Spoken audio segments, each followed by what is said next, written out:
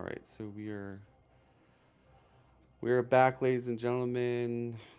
Just trying to get the Discord stream to work, but having difficulties with that. But the YouTube stream is working, so do not miss that much. Just they are clearing out wildlife, grabbing outposts.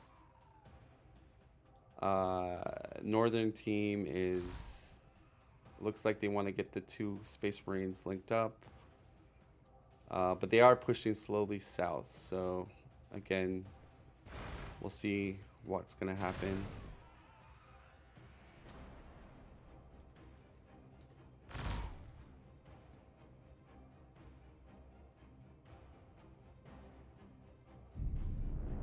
What you could do, Wire Sky, is you mute the YouTube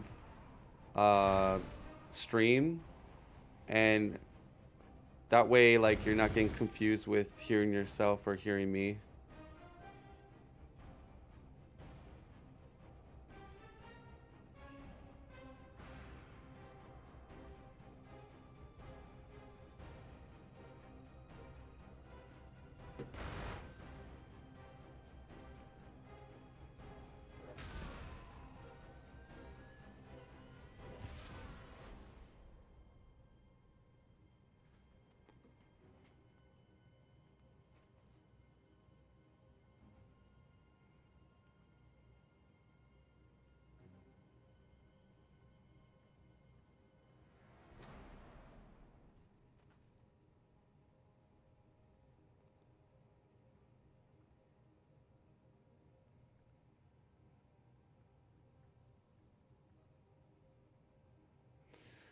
All right, so again, this is just we got a captain going here as predicted, right? So it's not going to be a very itemized captain. Ratlings, okay, so some very good infantry mix here. I'm hoping that he builds a Chimera though. Like, he hasn't researched it, so I think the Chimera would give them a lot of advantage. Also, if for some reason their attack fails, that Chimera can basically load up all your troops and get out of there. So I love transports. I've always liked the transports in Gladius. They just give you more options. Alpha striking potential, retreat potential. You can use them as zoners because they're kind of tanky. Third base going down for Deimos. He's got power relay pipes and ore fields, so pretty good. Even influence if he gets expanded tech. So as predicted, like I said, guys, I said, is he going armories? I kind of figured he's got volcanic, so he's gonna be with a lot of rhinos here. I'm pretty sure he's gonna go heroes because Chaos has some of the best heroes in the game, in my opinion. I like Chaos heroes a lot.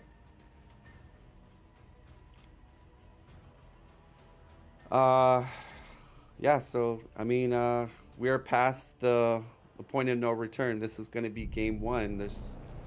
You only have 5 turns to declare a re, and one team used their re already.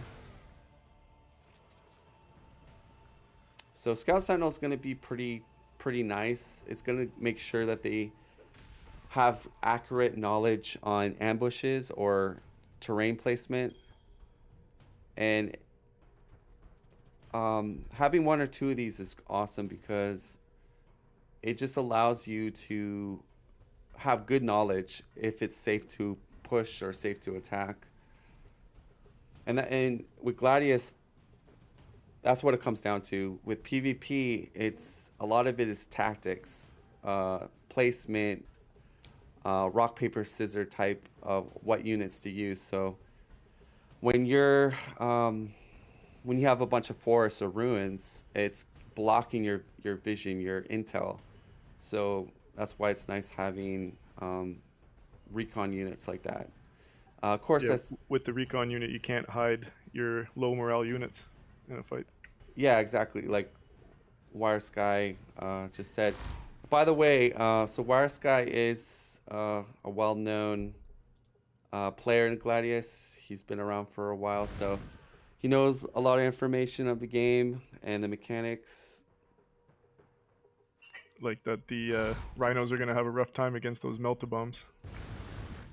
Yeah, yeah, that's true. And I assume he'll go into hell drakes or hell brutes. But you're right. That no, interesting to see. SM player could go assaults. He could go just tacticals and devastators. Usually, you do not see tacticals, assaults, and devastators because there's too many techs to unlock, and you usually want to unlock the techs that are going to buff one particular unit. So we'll see what type of infantry the SM player will go here. Will it be tacticals with devs or tacticals with assaults? He could do all three, but like I said, then you're missing out on some of the techs that are going to buff that unit a little bit more if he does all three. More Ratlings. Now, in this matchup, Ratlings actually do pretty well against Tau. You've got Crisises, you've got Krutoks, you've got drones. So that matchup is going to be good. Not so great against cultists because there's just so many models. But we'll see.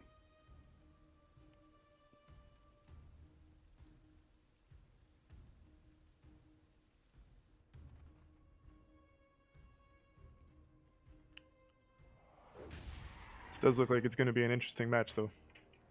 See if the Yeah, the I lower mean, team can fend off a rush. like I played all these players. VRP, LostOne. They're from the Russian Discord community. They're very good. They understand the game pretty well. Uh, and what I mean by understanding the game is that um, a lot of times when you play this game, you'll understand like it's not a good time to attack or it's a good time to retreat. It's a good time to be defensive. It's a good time to alpha strike. So these are the things that these players tend to have a good grasp of. So when you get each player in this game is very competent. So it's gonna be kind of like checkmate. They're gonna be trying to pinpoint their weak areas, and they're gonna then, go for it or not. So when you have the skill level at this level, it's going to really depend on, in my opinion, the tactics. I think build orders are great. Economies are great in this game. But I think Gladius at its core is about your tactics, about how well can you bait your opponent, can you flank your opponent, can you use the right units to get the most out of your army. So Can you hold the center line? yes, and that's another thing. So in team games, I don't know, not every player knows this, but in team games, map control can really help because there's two reasons. Okay, so you got reinforcements, and if somebody takes the middle of the map, a lot of times your reinforcements have to take different routes to properly link up with your ally. So that could slow down your reinforcements. Also, more map control allows you to have more outposts, more relics, which give you tactical advantage. So, yeah, map control is very big in team games. I think if you can't siege your opponent, the next best thing is just take map control because that will give you an advantage. Yeah, the SM player putting his base near the AM base, it takes away a little bit of his map control, but it brings their armies together quicker. Yeah, definitely. And I mentioned that at the start of the game because when I saw that happen, I said, well, okay, so there's two things that could happen in this game. The Russian team is very aggressive and basically forces Deimos and Patuljak to defend the base or defend their territory. which will allow that forward expand not to be penalized. Because if this situation happens where Patuljak and Deimos take map control, then they're subjected to getting their top right fortresses and all that taken over, because it's hard to reinforce. And so that's the one weakness of doing this forward expand is if you can't have map control, then you have potential to really get wrecked, especially if you put towers in that area. Some SM players don't do that. Some SM players will only put their towers near where they forward expanded, but the drawback to that, then you're taking your allies' outposts. So there's some weaknesses to this strategy, and then there's some positives to it.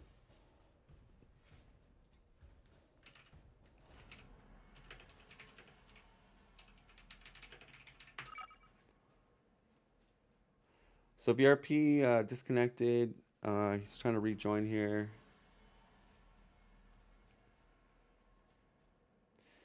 And like I said,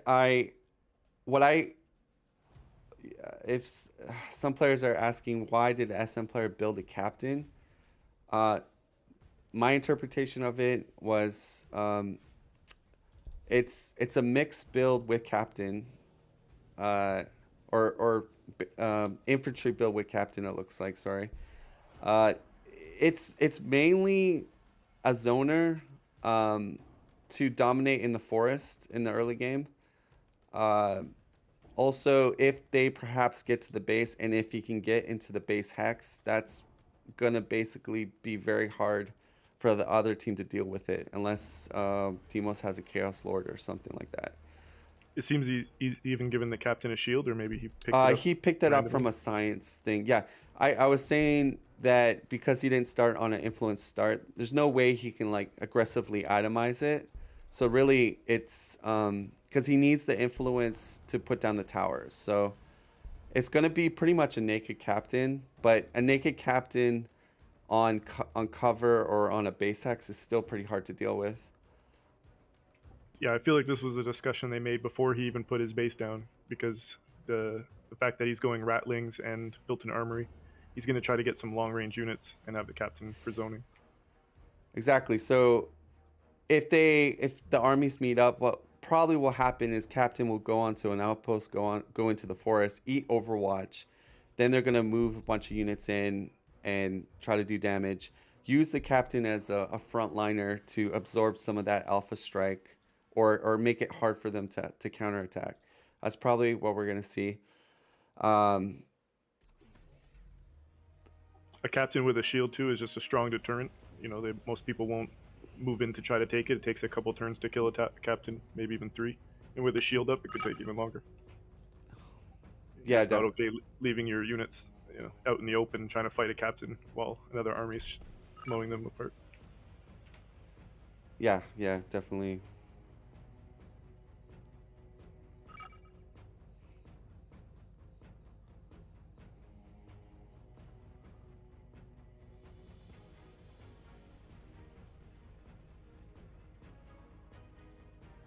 So anyways, and here's the thing, the early game of Gladius it's not the most exciting thing, but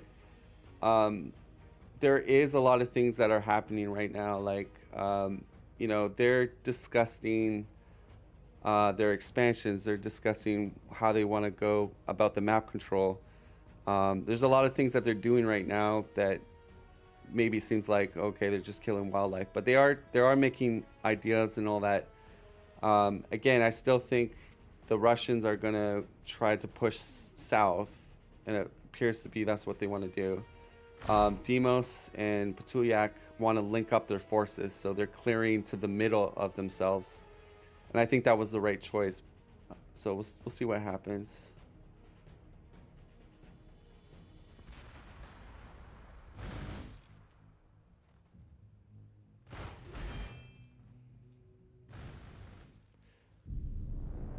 So we're going to have some more Ratling, Scout Sentinel, and another tactical out.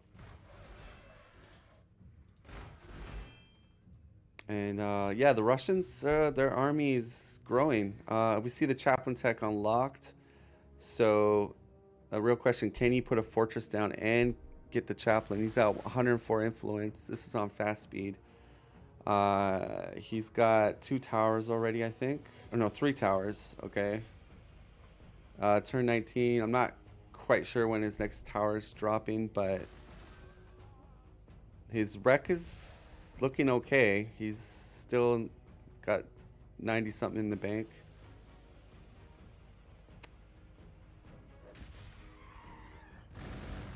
So Captain's actually farming some influence, which is nice. He's gonna go and buy an item. Okay, so does that mean no, he sold his temporary shield. Okay. So he did that because he wants another captain? No. The chaplain. Oh, okay. He bought the icon. All right, so he bought the icon. So what that's gonna do? It's gonna give him a good.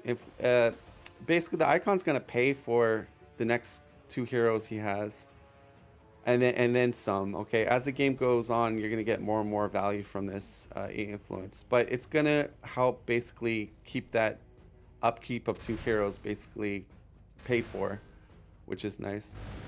Because you don't want to be influence blocked on trying to get your tower. You always want to be plopping those towers down as an SM player.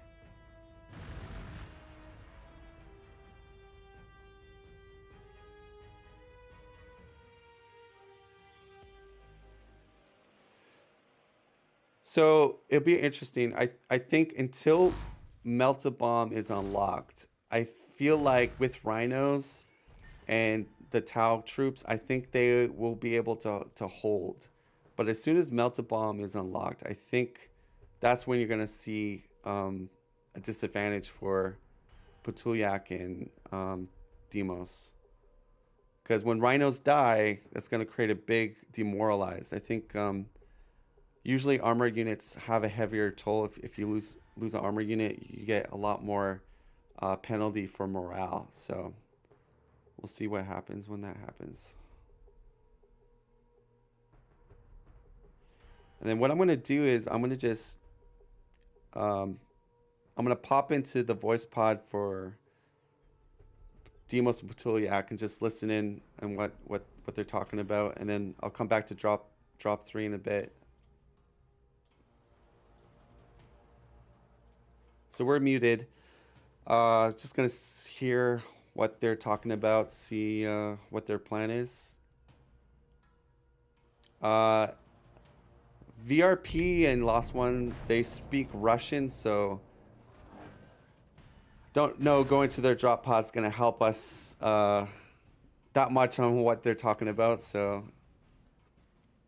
mainly it's gonna be the Deimos and Patuljak drop pods to listen on some of their conversations.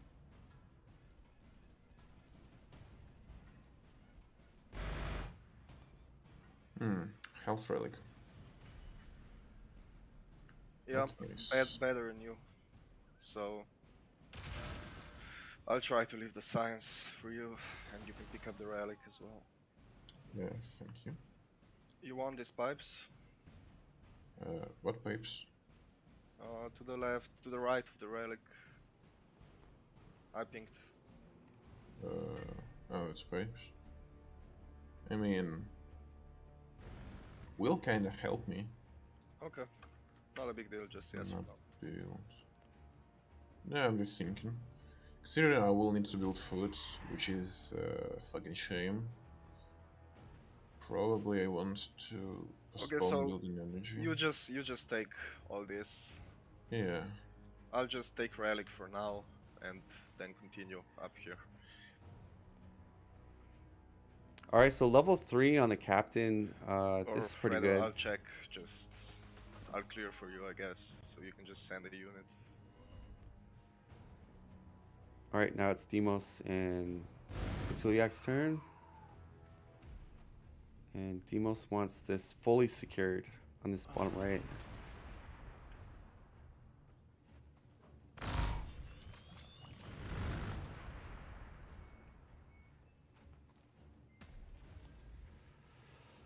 All right, so looks like Patuljak's going to take the HP relic for at this moment, but I'm pretty sure Deimos is going to retake it. Food. Not a big deal, but ah, man, I kind of want to take that science. Well, sure, it's not something critical. Just a lottery. Yeah, it gave me research, so Good. um, But do leave me this food, please. Really need some food. yeah, sure. I'll leave you everything else. Do you need me to clear these units, or I will be able to clear them with rhinos, but okay? I'll just back off then. yeah.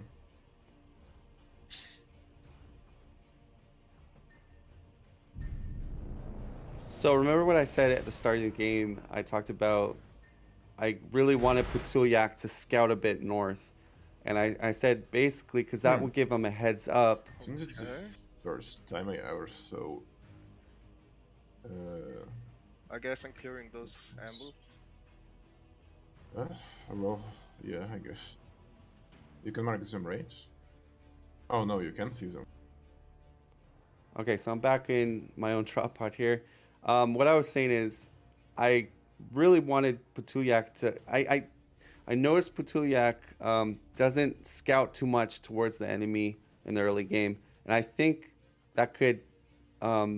I think it's a disadvantage for him, in my opinion, because say if he scouted a little bit north, a little bit more, he would have vision of these outposts being taken, and that could give him a heads up, like, oh crap, Deimos, they're coming towards me, you know.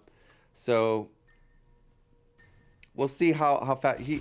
Right now, he has no idea that they're kind of pushing south in towards his territory. So he will find out eventually. But again, having that intel early can give you more maneuverability to get your forces be able to defend properly. The other thing, though, is the Russian players might be just content of just farming right now. So maybe they don't even want to do a full-on rush on Deimos. They just want to farm. That could be the other strategy here. They have a very big army, so map control is not going to be hard for them at all.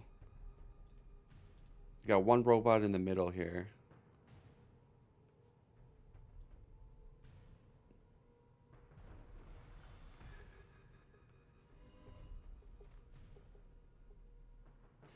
All right, so we're seeing some interesting units being produced now. We've got Krutox riders.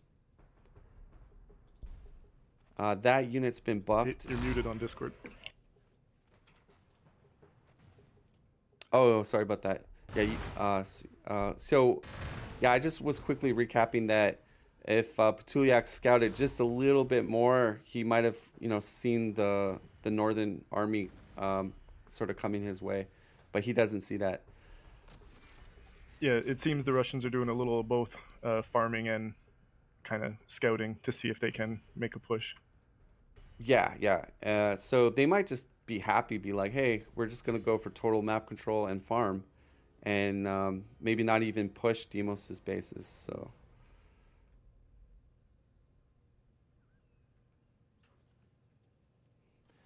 but the one thing I would say is the Russians have to put somewhat pressure on them, because they don't want Deimos to go to the north right corner and start taking out his fortresses. Oh yeah, that's true. I wasn't thinking about that. If they just kind of go for the center now, then everybody will meet up in the center, and the Right. fortresses will be at a disadvantage. Yeah, then the top right will be secure, most likely. A push now would be really nice because the Tau have moved quite far Yeah, away from that and army. it looks like, yeah, they are pushing. They're pushing that south part. And again, Patuljak does not have any info on this. The only info he has is this this outpost here. He probably has vision on that outpost. So if it does get taken, then he knows.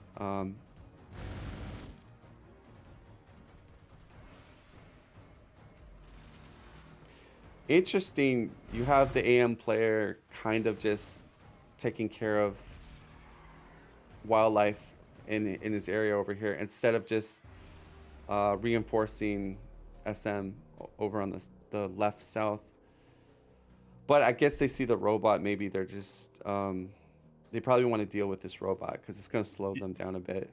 Yeah, they don't know that it's not like a pile of robots. Right, and that's a good thing that Wise Guy said. So in Gladius, you could see a robot. Sometimes that could be three robots, sometimes even 4. So when you see just one robot, and you see ruins and forests, you don't have complete intel. You don't know if there's like multiple robots. You don't know if it's just one robot.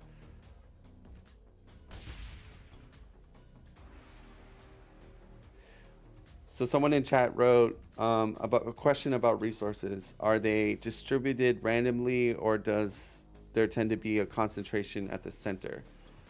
It's all random, but there is like algorithms, I believe, because every game that you generally start in your area, there's usually always a science outpost nearby. Usually it's going towards the corner of the map, in my experience. So I believe there is like an algorithm, like how outposts are distributed, but generally speaking, they follow the game settings. So you can control like different outpost density, but in this game it's pretty much all normal, like all the same density. I don't know. Is this a high or regular setting? This is a high outpost setting, so it's potential. There's potential to get 2 outposts that are almost 1 hex away. It's very rare though, but it could happen. I think it's like maybe a 8% chance or a 5% chance. Like I'm looking through the map right now and I see a couple 2 hex outposts, and even like outposts that are 2 hexes away from each other.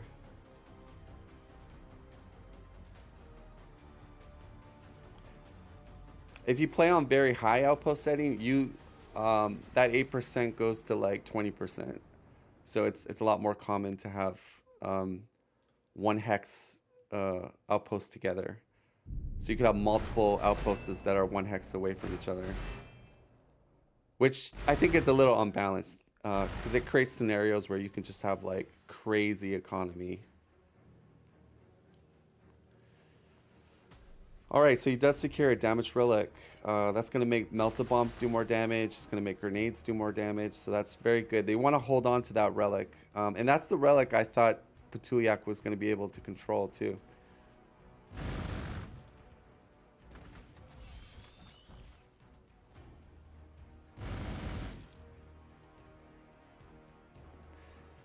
Yeah, and if people watching on the YouTube stream, if you guys have questions, or if you have questions like anything about PvP or whatever, just ask it in the chat.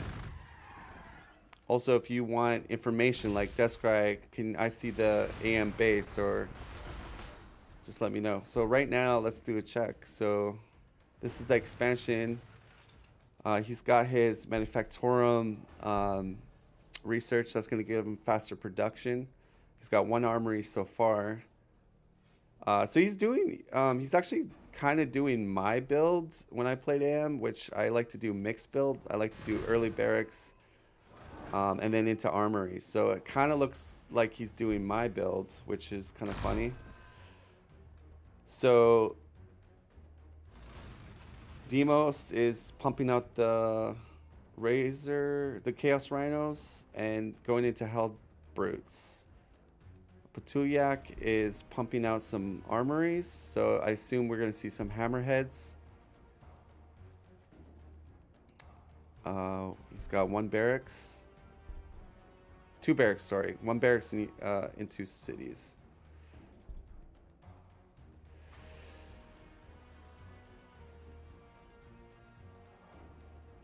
So I can't say this again. I think transports are very good, and I'm a little sad not to see AM not get a couple chimeras, but that's their choice. I just think it would help them even ferry some of these reinforcements. Like you have all these troops up here. If you had just one Chimera, you could easily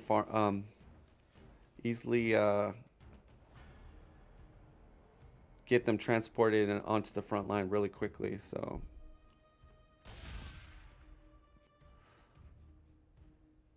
it's got a total of 2 Rattlers.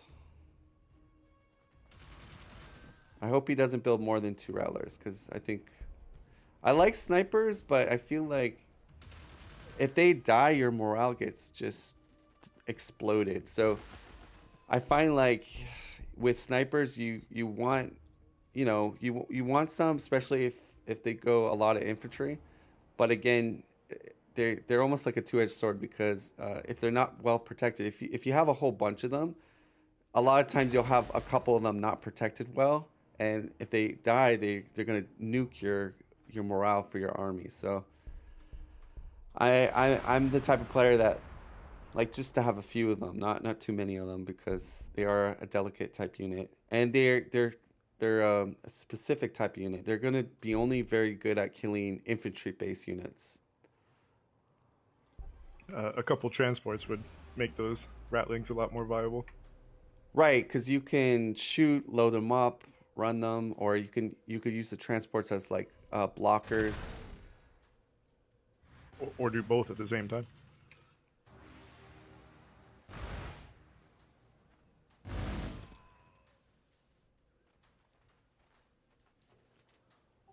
Plus, the Chimera is like a Chimera. They're a very strong transport unit, like in general. Yeah, like I said, I've always been an advocate for transports. I like transports. Especially in team games. I mean, team games, it's like the mileage you get out of transports in team games is unbelievable.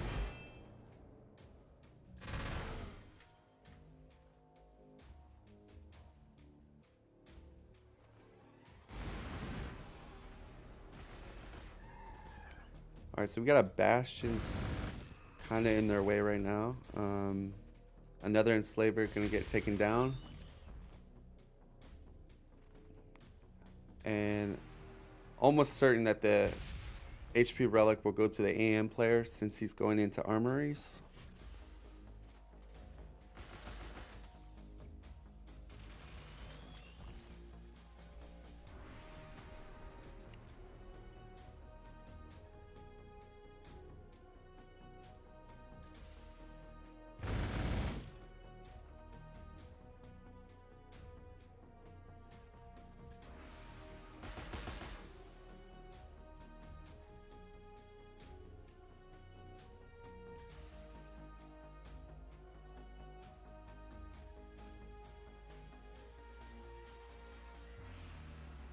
So we're seeing some Hydras being built. Very, very versatile unit. Good movement, good range. It's somewhat tanky for the early game. So, but again, I would say against Tau, it's actually fairly good, because a lot of Tau stuff are skimmers. So definitely a good choice. So crew talks were buffed in the ARD mod, which is a community balance mod. They added one more model to the crew talks. As you can see, very good damage on Marines if it melees. The crew talks has infiltrate, so a lot of top players like to use the transport that allows them to get out of the transport and still have their movement and actions. I forget what that transport's name is. Would that be the gun drone? It's the Tidewall gun rig. So the Tidewall gun rig allows units to come out of the transport and still use their movement and action. So very good move with Tau is like you have one of those gun rigs and you load up some crew talks in it, and because they have infiltrate, you move that gun rig up and then Krutox can come out, ignores Overwatch, and then kill stuff. So that's one strategy that I see top players use the Krutox. Also, it's got range 3, and it does decent damage. Because they added an extra model, it can actually be a fairly good Overwatch range 3 unit. They're still testing it out in the community whether or not they're going to keep the one extra model. It's some players feel like maybe it's a little bit too powerful, but before nobody was building them, so they're trying to make it more viable. So Thomas Peterman says in chat, so do relics help allies or they just affect the race that gets them? So good question. It just affects the race that gets them. So if you pick up a damage relic, it's not helping your ally with damage. And there is a rule I've gone over in the beginning of the game, that teams will not abuse the damage relics by every turn retaking the damage relic. So what you could do, and it's kind of like an abuse, is one player makes all their attacks with the damage relic, and then the other player has a unit by the damage relic, and he retakes that damage relic, and then he does all his turn in damage. So I made a ruling that you're only allowed to take the damage relic on the first sort of battle from other player, and then after that you have to keep it. You can't just keep swapping it. So they somewhat have one turn to do that, but then after that they can't keep swapping.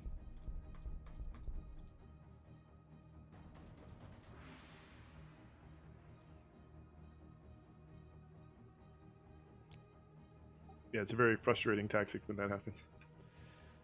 Yeah, I mean, I guess it's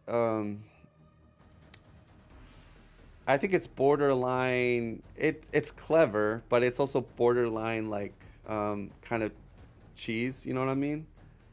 It's just like dropping towers with SM in the early game. Some factions can't deal with early SM towers, like Tyranids, Eldar, factions that have range 2 range 2 cities. They can't even hit the tower. So there's some rules that we put in place to make the game fair for everybody, and so that's why we have sort of these gentleman agreements that basically, you know, you just don't do that.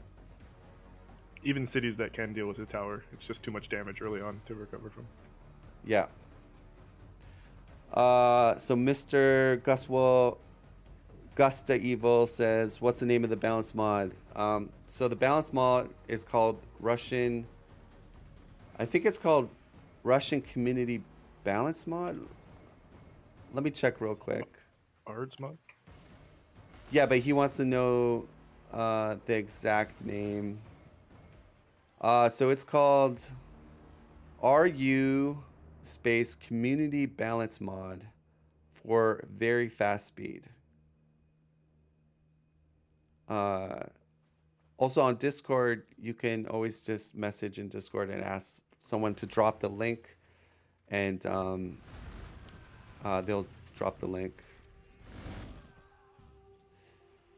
All right, so again, nothing happening between each team, just a lot of wildlife being killed right now. Map control getting taken, units being produced, more Krutox for Tau. You see double Krutox, or is that double Krutox? Yeah, double Krutox. We got a Warpsmith coming out. Nice. Okay, so he's choosing not to go Chaos first, Chaos Lord. So that means the captain's going to be a lot more safer if the first engagement happens pretty soon, because the main deterrent for that captain would be a Chaos Lord, and Deimos is going Warpsmith first. Now, what that will give Deimos and his ally, it'll give them some better healing. So also perhaps level 6 Warpsmith will boost his economy a bit if he can get that leveled up. Yeah, I was going to say, building the Warpsmith first means that you expect a long game. Yeah. Very lucky there. He almost lost the guardsman.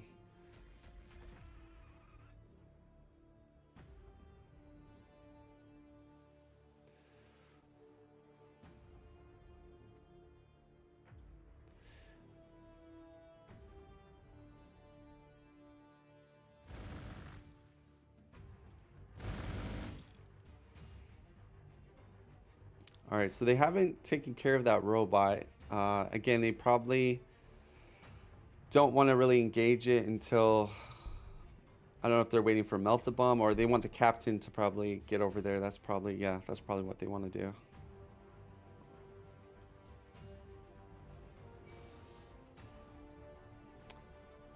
Okay, so we do see a chaplain coming out pretty soon, 2 turns. And that's I like that. It's gonna help the SM economy.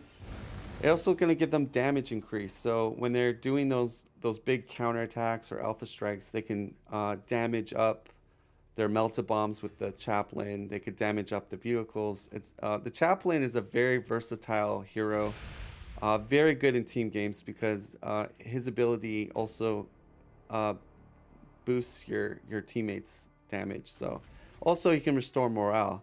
So very good support hero. He actually does good damage, and he's very tanky. So he's I would say he's more versatile than a captain. A captain is great.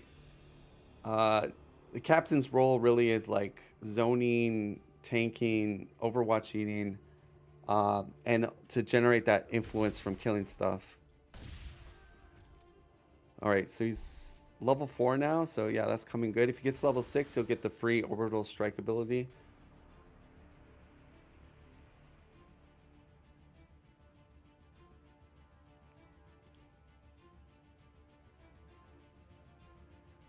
So we're approaching turn 30 almost.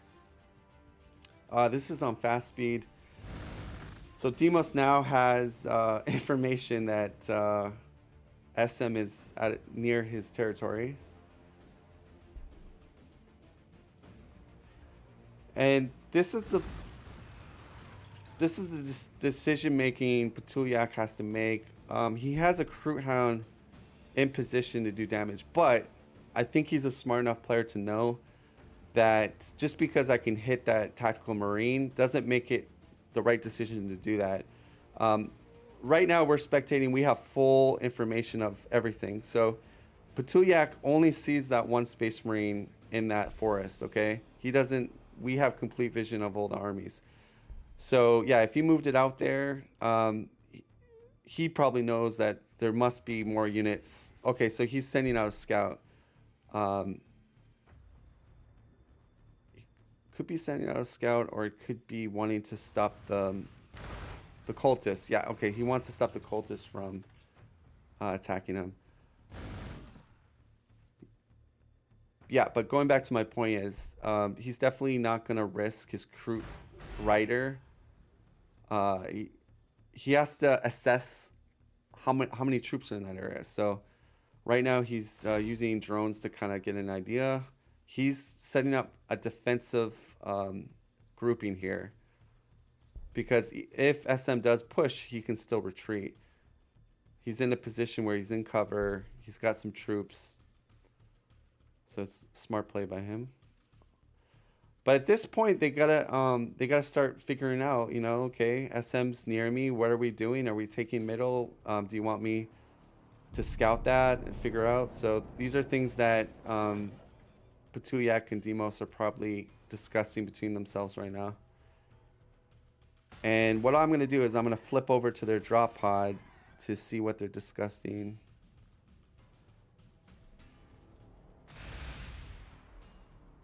Don't go forward. Just hold that forest patch, I think.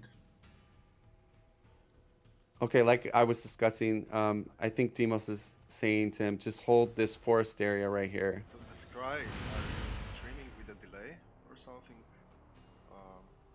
I was wondering about that, because if you're not, you probably should. Yeah, I will, on the next game, I will see if I can calibrate it to have a delay for everybody. Okay. This stream, no, Yeah, there's no delay. Because right now there's honor system basically, but Yeah, I understand that. And I'm watching for cheating too, so don't worry. The games look. I mean, I'm not worried about anything specifically. I trust. Yeah. It looks legitimate. Everybody, I don't think there's any cheating going just on. a thought I had that you probably should do it. No, I know. I think I can calibrate on YouTube how to delay stream it, so I'll look into that for next game. Okay. All right. All right, Seta.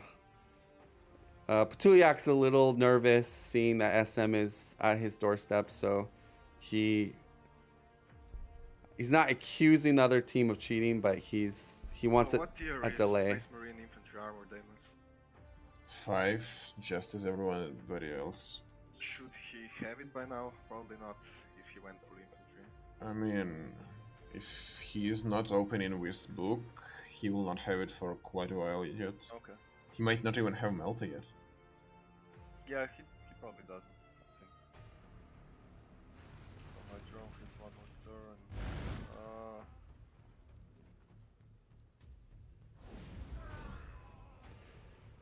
All right, so we're listening in on their drop pods. So if you're wondering those other voices, that's Patuljak and Deimos talking their strategies. Looks like they've got sort of pretty much control of their outposts in their territory. Right now, it's a game of, okay, SM is near me, coming into my territory. What are we going to do about it? Looks like they've decided to hold this point right here. The west bit, okay, I see it. Deimos looks like he's going to be reinforcing Patuljak with the transport. Now, here's the thing. The other team can be happy we're just going to farm this. We're going to farm this. We're going to start taking your outposts. They have two options here. They could, kill this robot and then just go right to Deimos. Right to Patuljak. Or they could just go for map control. So we'll see what the Russians decide to do here. A little unlucky here getting... Yeah, the Scorpion attacked something like here. So I guess they're clearing the nest. Mm-hmm. You're gonna try to put the drone forward? Oh, the last turn. Oh, it's expiring, and I don't have any more at the moment. Unfortunate. All right, I so... wanted to capture the science outpost just to get the Explorer, but I'm not gonna risk a unit to do so. All right, so nice job there. Scan to... Although, I don't know. It sounds like they're killing the nest, so they're probably not the Scorpions, so it's too risky. Do it. Big influence Should gain there actually by killing the back robot. Just in case he could Chimera drop, like wipe out the Gladius if I'm not careful. If No SM Malta is bomb full yet. infantry, then we can expect armor from AM. And from what I've seen, VRP is more inclined to play armor. They haven't seen the captain. They have no information on the captain. Also, these cultists are getting pushed. They didn't capture the altar before, so they're probably also like something like this.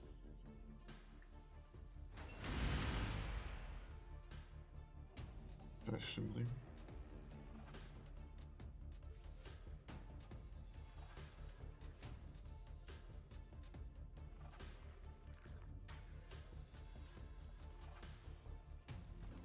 So right now they don't have knowledge of the captains. Extra infantry armor. Got the first Hell Brood out. Very good unit, very good tank.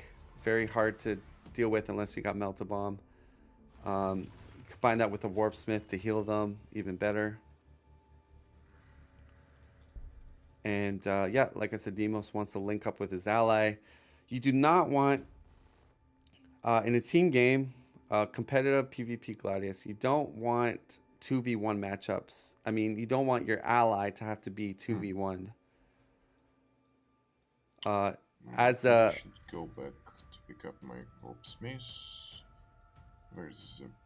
Now attacking that enemy team 2v1, that's what you want. You know, it's kind of like in hockey games where you get a power play, and the other team has an extra man. Yeah, so it's exactly. Can I afford myself 3 fabricators? I don't remember.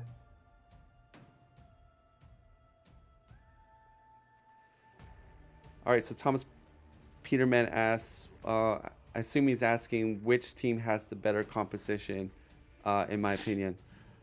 That's a good question. So let's look at what we have here. So neither team has Melta Bomb. I don't think Deimos is going to grab Melta Bomb just for 2 Marines, so that's not going to happen. I think once SM has Melta Bomb, then they're going to have a huge advantage against Deimos' army. Should I build population? And on my first also, city, should I not do that? also Patuljak, because he's going Hammerheads. I think I mean, don't assume that the game will end soon, because you know. if I had to give you my honest opinion right now, Sure, I'm gonna add population on my because first. I'm not gonna do it on my second or third though, because that's Just not be good. prepared for the possibility of game dragging. Don't go all in on, finishing mid game. all right, I'm gonna go back to my drop pod there because it was hard to get my complete thought across here. So I'm gonna answer your question. So I would give the Russians the advantage, and I'll explain why. As far as army composition at this point in the game, you have 2 heroes that are very annoying, that can zone and take up spaces to help protect your army. The other team has nothing to deal with those heroes at this point, other than the Hell Brute, I guess, does some damage. But he didn't go Chaos Lord first, so I at this point I give the Russian composition better, especially if they can unlock Melta Bomb in time. Even with the Hammerheads that come out, if they have Melta Bomb, then those Hammerheads are not as a threat. Without Melta Bomb yet, then I would give the other side the advantage. If the other side has a couple Hell Brutes and Hammerheads and no Melta Bomb on the other team, then definitely I'd give it to Patuljak and Deimos. But right now, I'm giving the advantage to the Russians because A lot about composition is about countering the enemy as well. So yeah, having the Hydras and soon to have the Melta Bombs are going to be a good advantage against the skimmers. huge. Because think about it, you've got 1, 2, 3, 4, 5, 6, 7, 8. You have 8 Melta Bombs that you can use so far on the battlefield. Oh, sorry, 9. I missed one more Space Marine. No, 10. Sorry, okay, I was way off. 10. There's 10 tactical Space Marines out there on the battlefield. So once he unlocks Melta Tech, that's potential 10 Melta Bombs. Now, how the other team can play around it is that they protect their armored units. Okay, so what I mean by that is they're going to put chaff units. They're going to put things that can't be Melta Bomb around their tanks, around their important things. So that's one way they can kind of minimize the damage from Melta Bomb. But the other team is going to kill the chaff, then move in a Melta Bomb unit, Melta Bomb. So probably, but the thing is, they don't have any transports. They could do their Melta Bombs a lot more effectively, a lot more safely, if they had a couple Chimeras or a couple Razorbacks. But they don't have either or. So.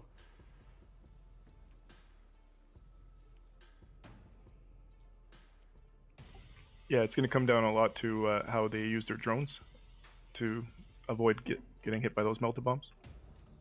Right, and Assault Marines would also be better for Melta Bombing because you got Fly, you got Jump, you got Move Force, so you have the ability to. A lot of times your opponent doesn't see an Assault Marine hiding away four spaces away, like they don't notice it, and then that's where you jump in with Melta Bomb. But in this case, you have very predictable Move 3 tactical Marines that you can kind of see.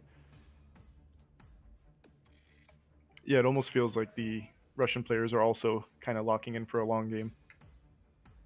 Yeah. Now, if it goes long game, I think the name of the game for Deimos and Patuljak will be to maintain that tank count high. They want to keep the hammerheads high. They want to keep the sky rays high, because what happens is when you get like critical mass of tanks, generally speaking, it's very hard to deal with them, because they have very good alpha strike potential and they have good maneuverability.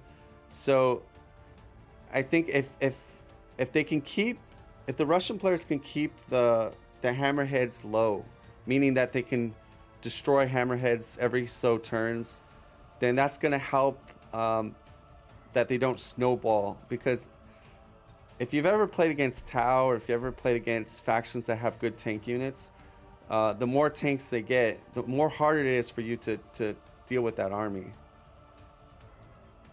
Yeah, and with Overwatch 3 and more powerful shots at range 2, and they improve each other's shots when they're next to each other, the Tau become very problematic when they deathball a Yeah, group of exactly. tanks.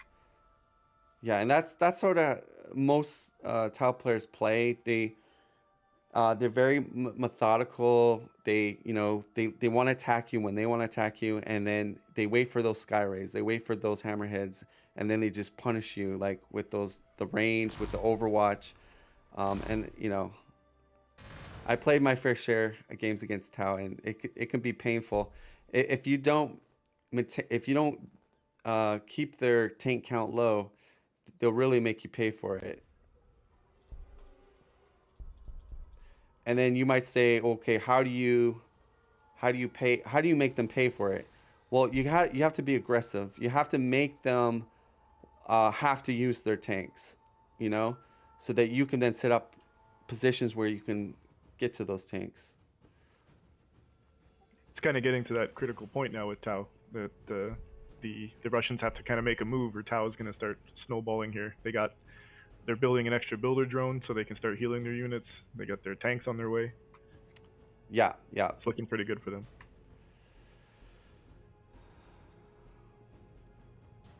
So judging by the maneuvering here, it looks like they just want to take the middle. They want to take the middle, and then maybe penetrate into Deimos and Patulj's territory.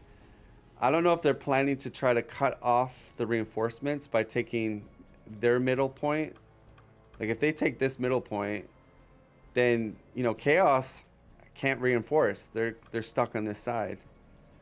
So if they secure this middle point, they can cut off Chaos's reinforcements, and then they could hit this weaker expansion. Of course, they don't see this. Like, again, we have full vision of this, but yeah, but this is a normal strategy at this point in the game, to start compiling your two armies in the middle, so that you have the choice. Do you want to go after the Tau, go after the Chaos? You pick the weaker army, and the other army has to chase you. Right, like you said, if they go to the middle and dissect them here, then you either have Tau being like cut off over on the left side. Like they say, okay, let's attack Chaos. So they go attack Chaos. Well, Tau's over on the left side, so that's a good point. They can kind of dissect them here. And that's the big thing. So Deimos and Patuljak, they cannot allow the Russians to dissect them like this, because that's gonna make it a 2 versus 1. So they need to be smart here, because Patuljak thinks that, it looks like Patuljak is worried about his left flank.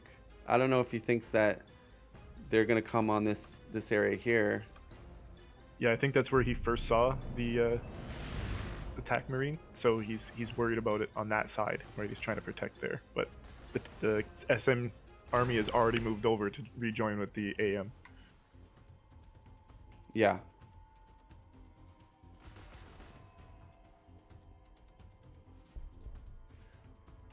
Look at so yeah, Chaos Lord is now in production, which is great, because they need something that can go in and snipe these heroes. Haldrake, we got a Muller Fiend coming in, so I mean, that will be good against the Hydras, but with so much infantry, the Muller Fiend might not be as effective.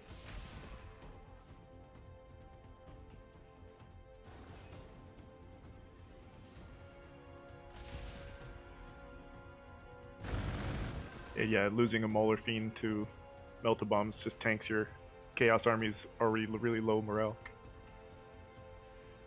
Okay, so Thomas Peterman says when we were discussing about uh, the the troop placement and the attack plan, he asks, would then Tau not just attack the back? So yeah, okay. So say the Russian team dissects them in the middle on their territory. Okay, possibly Tau could try to come from the flank and then hit him in the back. But here's the problem. The Chaos player has to time that with him at the same time. Okay, it's hard to do that because the Chaos player has to have his forces in position, and then Tau player has to have his forces in the position, and they have to do that at the same time. And it's a lot easier for the Russians just to do their Death Ball, Death Star, and be like, "Oh, you're trying to attack me," and then they just Death Star to the right or Death Star to the left. And So looking at this map too, there's a lot of forest. Remember, every unit usually only has, like on average, 3 movement, unless they're a little bit faster. So the army is going to have to slog through a forest, or even just using their 3 movement, while the other army uses its movement to get on top of the Chaos. So then the Chaos has to then retreat their units, and the Death Ball army can move towards the Chaos units, meaning that the Tau just has to keep chasing without actually getting good shots off on the Death Ball. yeah, I totally concur. So yeah, we're getting into the mind games here, like who's gonna blink first, what type of positioning are they gonna do here. Looks like Deimos does not want to give up, like we're talking their dissection part of their territory. Deimos definitely does not want to give that up. Those cliffs too are playing a factor. The Space Marines can see them. Yeah, and The tower on the wrong side of them if they decide to try to hide on them, and they can block a retreat if the tower does decide to try to chase. So they'll have to end up walking around those cliffs in order to help support the Chaos units. all right, so the Warpsmith is picking up icon. He's got a scroll already. So obviously, this type of items that they're grabbing, this is more for, I'm gearing up for the mid to late game, because these are going to benefit him as the game goes on. So if it becomes like a stalemate, then, these items are going to benefit Deimos with his economy a little bit.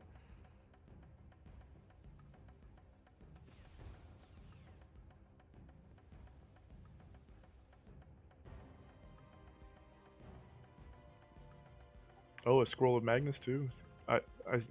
Yeah, did he pick that up from a science outpost? I'm not sure. I think he did because I don't know if he bought it over here. I wasn't paying attention, but if he did pick it up from a science outpost, that's very lucky. He probably bought it. Yeah, cuz generally Chaos has a lot of influence, so I'm assuming he bought it. I would assume too, because if he doesn't, that's another reason to not build the Lord early, because you usually want to outfit the Lord with all the expensive stuff. Yeah. But if you're buying an early Magnus, we might see some aerial units this game. Yeah, this is fast speed, so air can be a factor in this game if it goes the distance. Tier 10 units, that's if it goes extremely long. A few bathroom breaks type game we're talking. But yeah, air is definitely a possibility. Like I said, if there's no clear victor in the first couple battles, then we might see one team go for air. We don't know.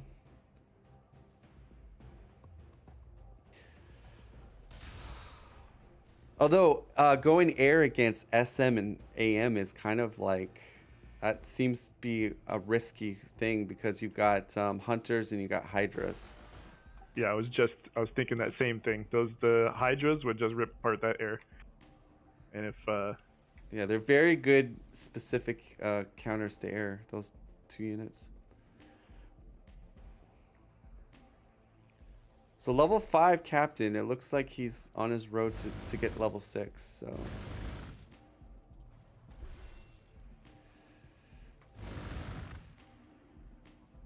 And if you're wondering why they're shooting gates, well, if you kill a gate, you gain 1 experience. So sometimes you leave a gate alive as just as a hex being occupied, so your opponent can't throw something in there. But in this case, they want to destroy it, gain some experience, and they have a hex that they can move units there. This is a very strong position that the Russian army has. Yeah, I mean, they got range with the Hydra, so that's their range 3 unit. The big factor is the melted ball. Oh, he went. Okay, so at the start of the game, I was saying to everybody that the SM player will either go assaults or into devastators. So it looks like he's chosen to go assaults, which is a good choice in my opinion if you've got lots of forests and stuff, because he can basically hide in the forest and jump 4, and they do even more damage because they're going to have the hammer ability when they jump. Combine that with a chaplain with the damage buff, they're almost deleting tanks in one shot. If it's demoraled and you do that combination, it's a 1 melted bomb explosion. So we'll see how effective that is. He's producing out of 3 barracks, so that's some good production for get those assaults out. Let's take a look at chaos. How many? As soon as he finishes this thing here, so we got 2 armories in the main base. He deactivated his cultist building a population, so 2 armories. And then he has 3 more armories in the expansion. That's a total of 5 production armories. That's pretty good. And we go to SM on the Russians, or sorry, AM for the Russians. Only 2 armories. I would like to see him have more armories than that. It's going to be a little bit slow on the. He's choosing to build a loyalty building, which. What is he building? Hero. Okay, so maybe tank commander he might be deciding to go with for the late game. Yeah, I kind of wish he, instead of building the loyalty building, I kind of want him to build 1 more armory just so he gets a little bit more production and then build the loyalty, but he's doing loyalty building.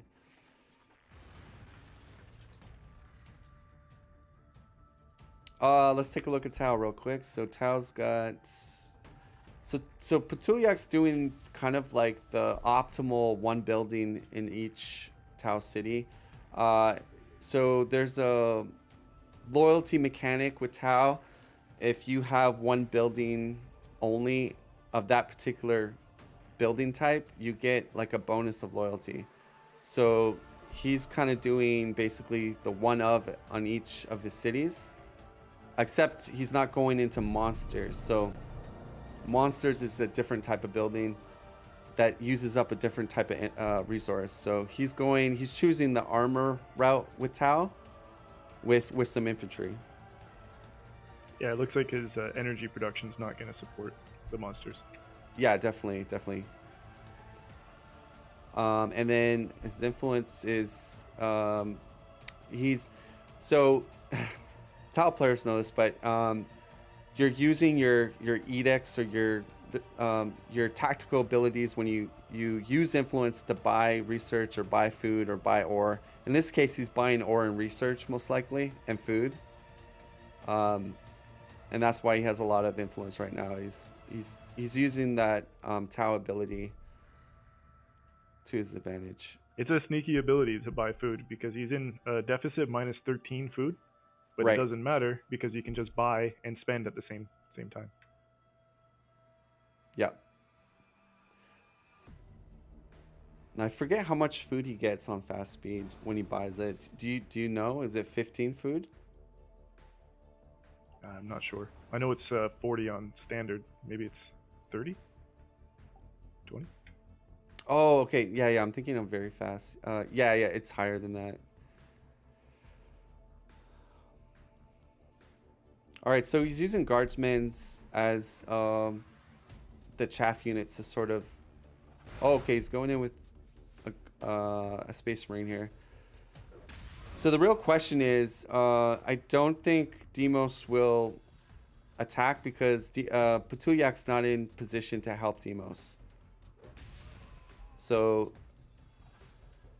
it's a token cultist, I think. Deimos wants to see what he's up against right now. And he's going to lose that cultist. And most likely they're going to reposition Patuljak and Deimos to get into a better counter attack spot. Because right now they're not together completely with their forces. Yeah, so those two cliffs there, it's a choke point. So the SM/AM army has to move over closer to the chaos, right? By putting that chaos cultist out there, it's kind of like a little bit of a bait and also a scout. So that definitely. He can bait the army to get in closer to the choke point and see what's going on. Right, because he would rather lose a cultist than lose a rhino. Like, if you're going to lose something, definitely lose the cultist, not the rhino. But yeah, the Tau player is making the right move. You know, it is going to take time for them to move around that cliff, but they're making the move. Yeah, that was a good idea. And I think the game plan of Deimos and Patuljak is basically to hold their mid point where the relic is and the near Patuljak's base. Like, they probably want to hold this forest and then this base here. That's probably, I'm thinking, what they're going to try to do. Like, they're probably going to set up so that they're protecting each base. And if they can hold these spots, then they have good counterattack potential if they can counterattack.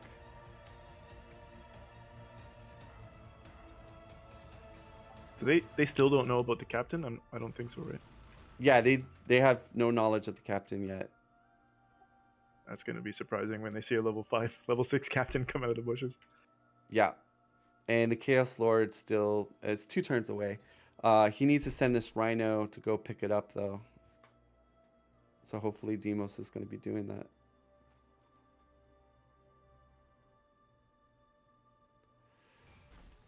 So we're now at the point where the wildlife is pretty much done with. And now we're into official PvP business right now. And these first engagements are very crucial because if you misplay too many troops, it could set the stage for a successful siege or a successful attack. So they want to put the right type of units in the right spots, and they want their vulnerable units, such as the armored and the hell brutes, somewhat secure. I mean, right now he sees a tactical, but there's a cliff. So even if he doesn't lock Melt-A-Bomb, you have a blocker in the ruins. So there's no way he can even get to the hell brute, even if he wanted to. But yeah, they're playing very smart with their placement right now, Deimos and Patuljak. Yeah, they're definitely improving their position. Do they have the gun rig unlocked? That's a good question. No gun rig unlocked.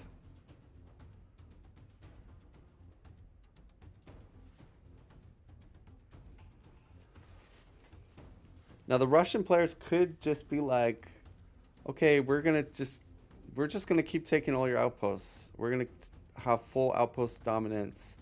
But judging by them moving over here, it looks like they don't want to dissect. Okay, so this is interesting. They moved a tactical out in the open. So they're either going to try to protect that tactical. What I mean by protect is have forces ready to counterattack. Although it's going to be hard to counterattack because you got a cliff. This is a cliff. So it probably is safe for Patuljak to use hammerheads um, in these two spots because you have cliffs. The melted bombs are not going to be able to be used. So it looks like they do want to try to maybe deter them from killing that squad of tacticals. We'll see what happens. Age of Spades writes, why no crisis suits for Tau? Well, crew, these, oh my gosh, auto camera is so annoying. These Crew Talks riders got buffed in the latest mod change. So they are kind of an alternative to crisis suits. I still like crisis suits though. They're very, very durable, multi-purpose unit. It's a very valid question. The crisis suits would be very useful in this situation with all these infantry that the Russians have made. Right. And crisis suits deter alpha strikes, right? Because they have a really strong overwatch. Exactly. Yeah. I mean, Crew Talks have bite. You can see here. I'm doing the melee preview, and so they do quite well attacking in melee, but they are very susceptible to counterattacks. They have 16 health, 3 armor. So if they get counterattacked, they're most likely going to die.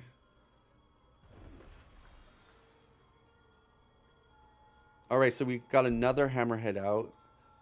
So no, melted bomb is researched. We have melted bomb. Okay, and they have information that they see the tactical marine. They see the melted bomb. So let's see. It looks like they want to contest this. They want to say, "We're not afraid of you, Russians. If you want a piece of me, come get me." We got a drone coming out just like Wire Sky predicted. They're going to use the drones to find out where their weak spots are. And this is a shielded drone, so I don't know if he's going to shield up a crew hound and go in, or is he going to do a rhino? No, rhinos are going to get melted bombs, so what is he going to shield up?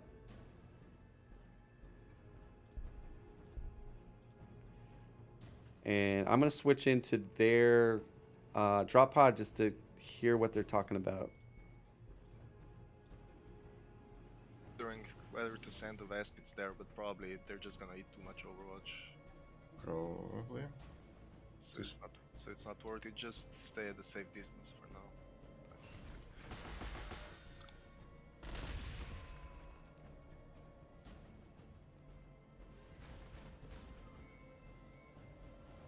All right, so they're talking about, you know, let's be safe here. So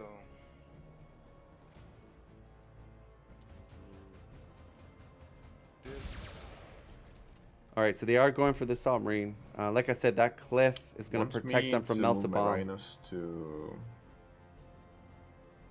like, how's your stuff? He's choosing the Crew Talks riders to do it, which again they can't be melted bomb. So that's kind of a nice play. Warriors.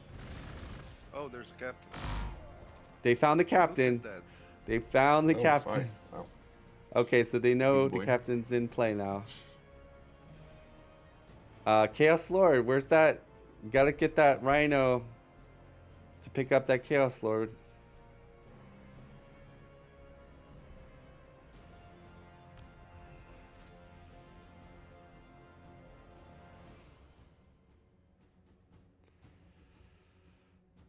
So they have Patuljak and Deimos have a very strong mech army with some good infantry support. Hammerheads are Right. amazing tanks. I forgot. You got Hell Brutes that hit. You got even Muller Fiends, 2 Muller Fiends, and some help. Very strong army by them too.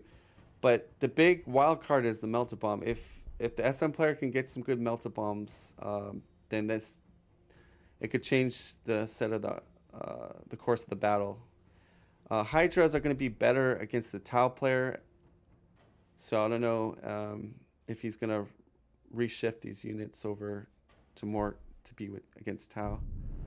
They might just pull back. Maybe they're a little afraid. I don't know. We'll see if the Russians get cold feet. Maybe. Doing some sniping. Looks like they're gonna take out a Stingwing here. Not the end of the world for the Okay. Tau player. I guess we attack because they're moving on the left as well.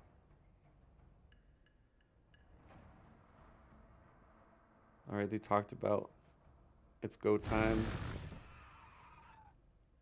It might change as they see the units that advance here.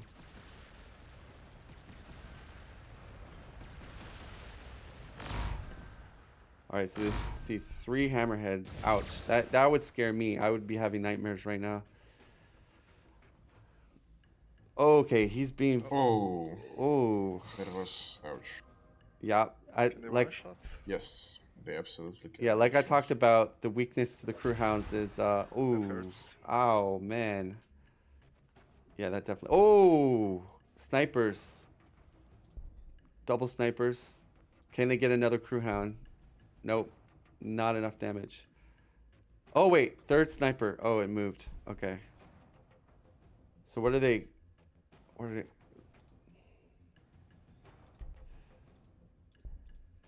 Very aggressive. This sniper is in trouble if he, I don't know. They can't kill, they can't, that's the problem. They got a builder drone, so, I mean, they could do damage to the crew rider, but it's just going to be healed up. So really they need to delete a unit. Well, those ratlings are fucking dead. Yes, just like, Yes, probably. Let's see, what can I do here? You go Yeah. in. I think it's simple at this point. No, I mean, where exactly? Okay, they're afraid of the Croods. Rightly so. Rightfully so. all right. Some good poking, but It's alright. I mean, I lost 2 Croods. It's not ideal, but can't be helped. You gotta lose some units sometimes. Man, Crisis would be kinda amazing, but kinda countered as well. this right flank by Patuljak and Deimos is very strong Oh, don't against the forget that I have Hydras. EMP. That's actually pretty decent against AM armor. So like, I could do these 2 positions and EMP. If you clear out Overwatch. Hmm. Question is, how many does he have with those Hydras? What? I mean, look at the middle, I guess, ground with Yeah. Hydras. I think SM is on the left and AM is on the right. Yeah, probably. And I think Ah. we either attack or we turtle in cities and No, we attack. They are really not, like, can't really push through this position. they will have a hard time. So, 2 possible EMPs, your call whether to do them. Mm-hmm. And also don't forget that I have a lot of influence for team morale. Right, so we're gonna do this. So there's some Overwatch. Yeah. But he's got a healer. Remember, he can just move. He can move his healer, his warp smith, and Okay. yep. Nope. Warp Smith. Now, if I can level up Warp Smith, I can heal for Okay, hold on. lots.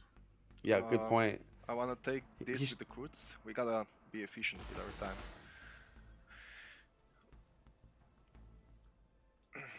All right, so this is where the pressure comes, guys. They're on a time clock. The tanks can like wheel on the right side, but then my main is kinda open. That's what I'm concerned about. I think I have to engage on the left. Yeah, you need to engage. We both need to engage on both fronts, I think. So Croods can go here or here. Wait a second.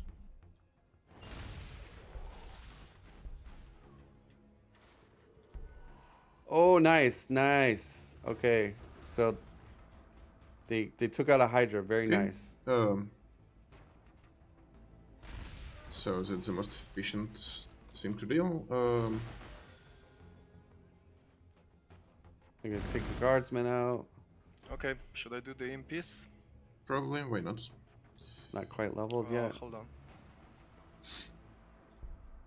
He does not have the crown ability, so to put down crew hound. Just, Okay. I'm worried about a little Overwatch, but whatever, I guess. Ooh. They can see. So he's gonna do an imp grenade. Demoral this to get more damage out of the imp grenade. Nice. Oh, we're really nice attack on the right side. Oof. Nice. I can finish with the Fire Warrior. I can finish with Space Marine. Okay, you do that then. Or I can block with Space Marine, though. No, with Fire Warrior. Go with Fire Warrior. What? Go with Fire Warrior.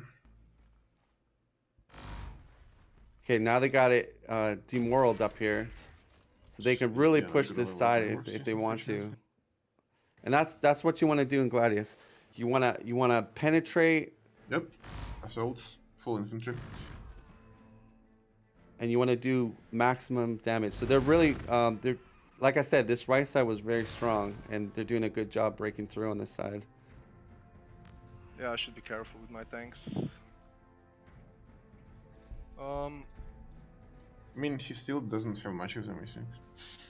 Well, I'm really worried about the left and those Marines, honestly.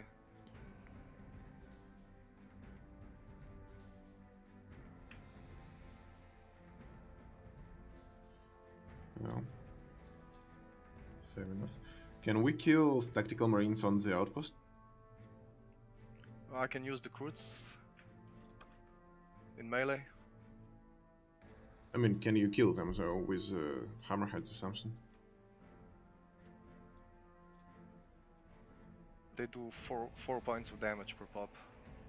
They're- That's not so much. they're It running would out be of a bit time. more when they are 50 advanced, seconds but left, so they better I guess you make can't their kill decisions. the guys. Yeah.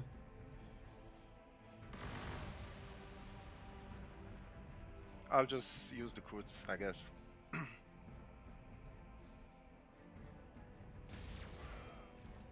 Sure, just finish them off. So. Kill them faster. Time. Yeah, I know.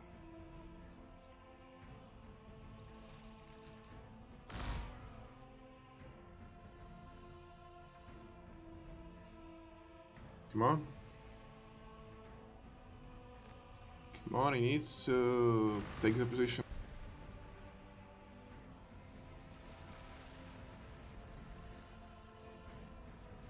Ooh, 5 seconds left. Wow. Ooh. Did he heal the Hellbrute? Okay. Yeah, I was Yeah, kind of he worried healed the about Hellbrute. assaults, jumping on the hammers. That's why I was indecisive. So, it's not looking good for the Russians at this point. Their right flank is getting hit hard. It's bad his ratlings weren't full health. He could maybe unload on. Looks like he can kill maybe a fire warrior and retreat. Do they stay and fight this, the Russians, or do they fall back, regroup? Because I feel like Deimos and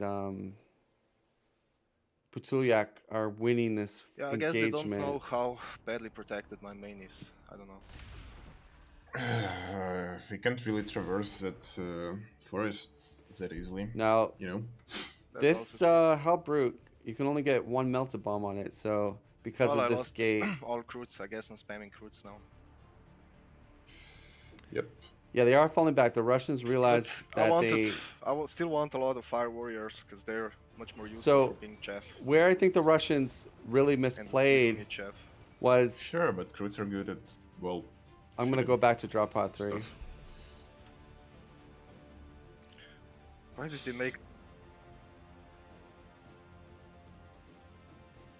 Yeah, so where I think the Russians kind of misplayed, so to speak, is he had a lot of tacticals in this left forest here that didn't really do anything in the battle.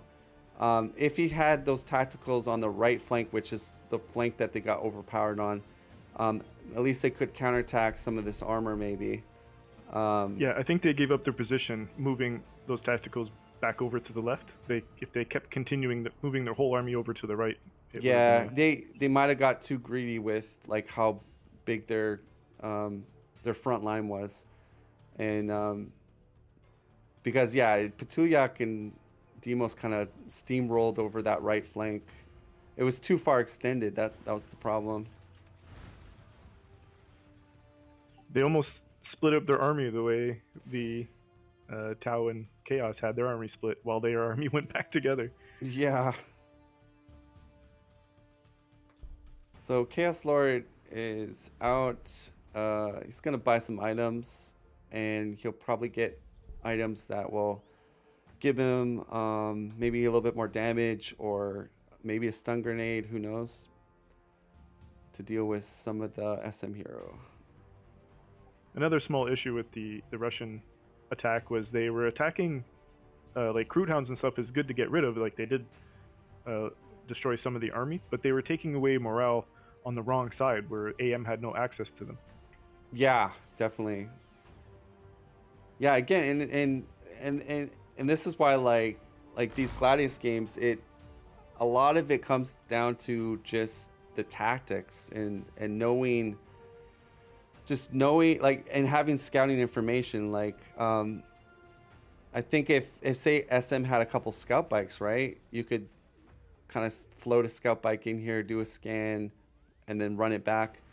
Little things like that can give you maybe a little bit more information so that you can make the better judgment call on your positioning with your troops. Because as we saw that last turn, that Hydra got lit up by, there's no chaff protecting that Hydra on the right flank. So The Mauler Fiends moved in.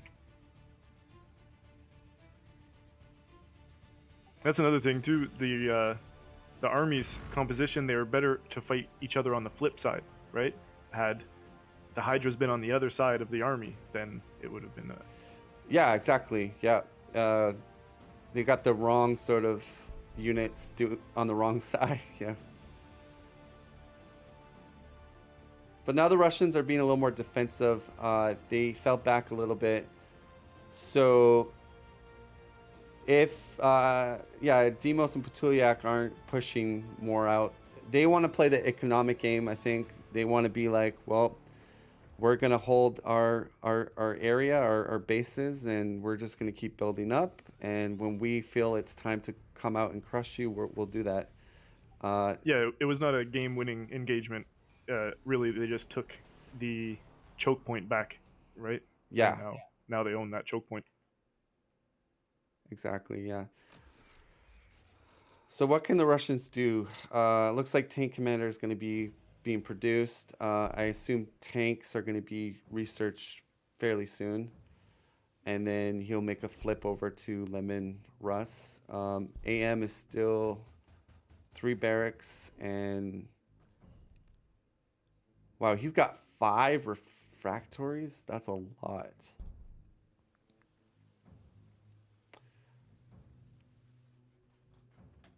Okay.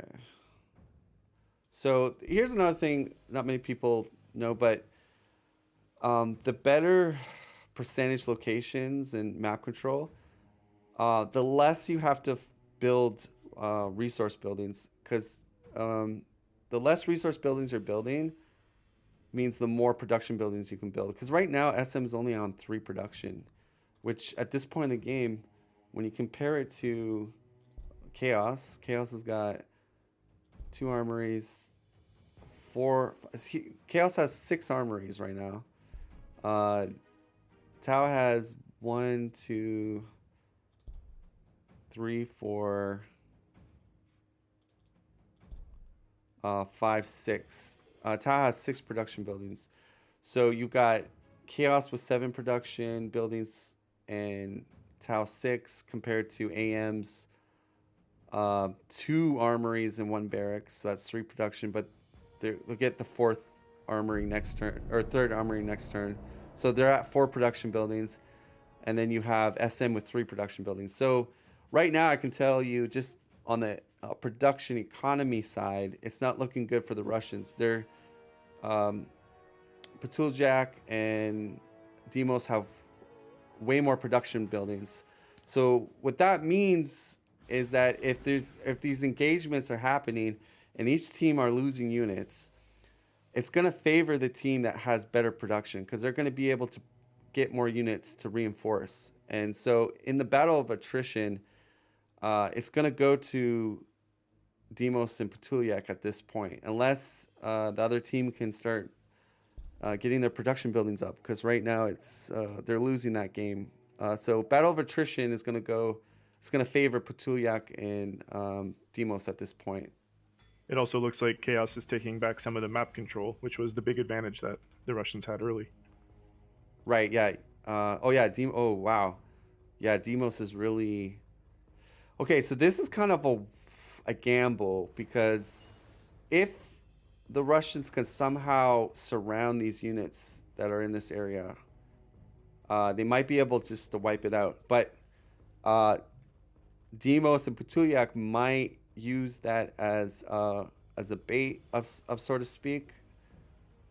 They have mobility. They have hammerheads that can quickly, get into those positions. But yeah, this is risky. This area here, it's definitely a risk. But I think the Russians are shook up a little bit. I don't know if they're going to be aggressive. Maybe Chaos is aware that they have bases close to each other. Maybe that's why he's moving the Mauler Fiend out, trying to look for towers. Exactly, yeah. That could be the reasoning. Deimos might be thinking, well, we have the Russians in this area here. I'm just going to be pushing north, and hopefully I stumble across maybe a tower or two, and I can maybe take out. So that could be his thinking right now. Yeah, especially if you spotted those Kroot Hounds and the Bastion, like the enemy hasn't been over there, but they would have placed towers.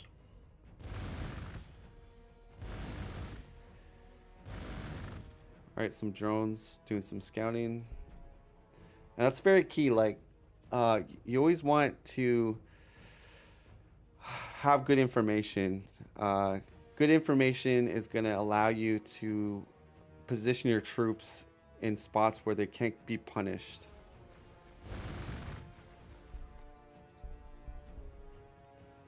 So Halbert's going there. I assume he's going to maybe put some... I'm trying to see. He has no more drones. I don't think he can summon. So looks like the Rhino is going to be the martyr. He's going to force him to melt upon the Rhino because it's in the way. Oh no, he's going... Okay, Fire War. So it looks like they really want to push him out of this area. So now Deimos Patuljak are kind of spreading out their forces. So that's kind of what the Russians did initially.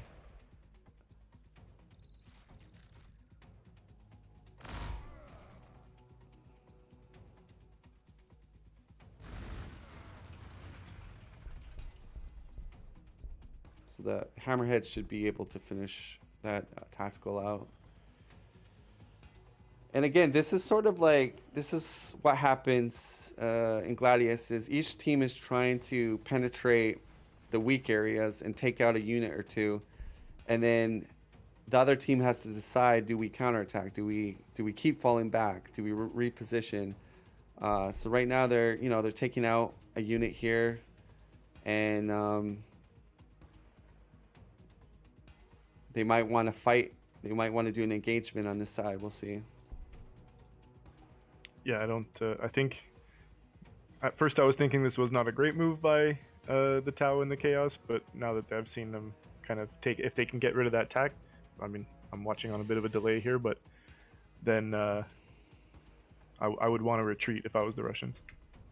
Yeah, like I'm looking at this. You got Wireweed that's kind of in the way. Even if they fight this, they just don't have enough punching power. Like the Hydras can't really do anything. I think like terrain wise, it's not looking good for the Russians right now. Because this left pocket here, the AM player can't really help that much besides from the Ratlings, which again, Ratlings they're good in certain situations, but in this situation, I don't think they just get taken out by the army next turn if they do set up. Yeah, it was just a strange move, like way back in that first engagement 2 turns ago. The moving over into the forest. You know, if they had moved over to the right, they would still own all of those outposts that Chaos are taking right now, and it would be too risky for the Tau to have moved up into that forest to see what's going on. Yeah. Like I think their timing window, in my opinion, kind of was gone once the 3 hammerheads came out. Like, I think if they could have showed up at Tau's base 5 turns before the hammerheads came out, I think that would be very more in their favor. But going south, there was lots of forest, and you know, it wasn't a quick. I think they delayed that push because they didn't go book start, and that didn't give them their meltas on time. Right. Yeah.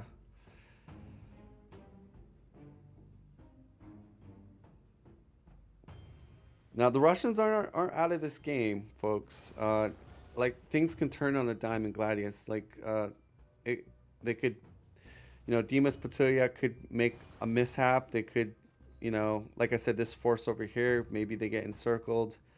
Yeah, they already have the benefit of having owned all these outposts for so long that they have an economic advantage, if not a production advantage.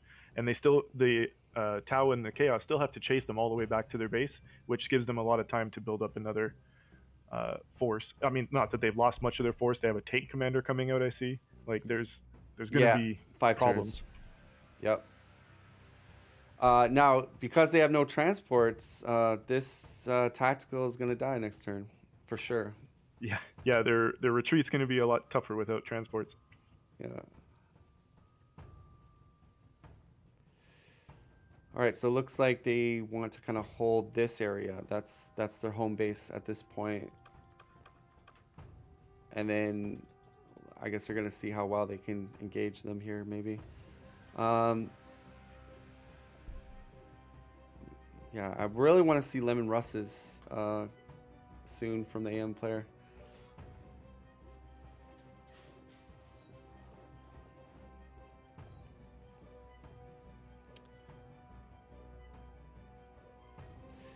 Also, these Hydras got to be careful. I mean, he's going to fall into that trap again where Molar Fiends are going to get into position.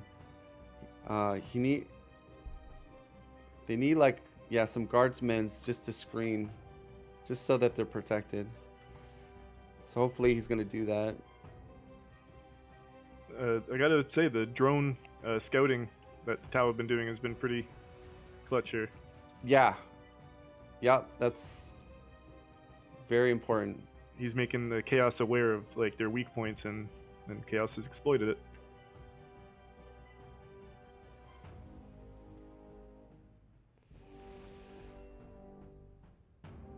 So looking at the economies for Deimos, pretty healthy, 161 ore in the bank. Don't know why he's not producing a unit this turn. Maybe he forgot. And then Patuljak's economy is pretty good with ore, and he's buying food basically with influence. So 33% research. Let's check out the research from each team. SM 21, that's very low. And 28 is also very low for AM. So I guess the Russians were banking on... Well, 28's not terrible. Actually, I let me correct that. No, the person with the low research, I would say SM, only 21. I think 25 and up is decent. 30 is good. 30 and up is good, which... Patuljak's 33. Okay, so we got some. Yeah, they dealt with that lonely marine. It's dead. Got the Hell Brood onto the captain. That's a good play. Start doing some decent damage on the captain. Now, are the Russians going to respond here? It's going to be hard because Patuljak and Deimos have the chaff units to protect the tanks. Like I said, they just have to surround their units around tanks, and the melted bombs aren't going to be a big threat. You got builder drone there to heal. You got a warp smith for healing, so they've got lots of options here. And I don't think the captain is immune to being pinned, right? So Oh, you're right. They could pin the captain. Oh my gosh. Okay. Yeah, so this could be, I mean, this could be very critical here because SM player lose the captain, it's going to hurt him a lot. It has icon, it has armor. So does Patuljak have a drone that he can populate? Doesn't. In 2 turns, he has this fire warrior that can do a drone. that's very lucky for the captain. I mean, Yeah, so I think the smart play is to keep falling back because you don't want to lose the captain. right. Although he has assault marines to delete this hellbrute. He has 3 hexes he can get in there. I think he only needs 2 hexes to do enough damage. Yeah, that would do some damage to their morale. I know the fire warriors have the ritual knife, but And the thing is, these units over here are kind of not going to be a factor because you got forests and stuff. So if they push hard on the very left, like on, should be safe maybe to do it. I don't know. We'll see. Do the Russians make a move or do they keep retreating? And then you got Mr. Rambo Mellerfiend here, just, you know, going the extra mile. Yeah, he's trying to hunt down a fortress, it looks like. Alright, take commander out in 4. He's still producing ratlings. Engineer, is this going to be the 3rd city coming up, or is he just doing 2 city AM?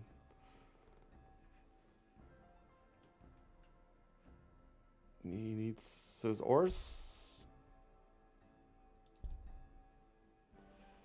Armored Sentinel he's going. Okay, so that is a modded unit that they added for AM.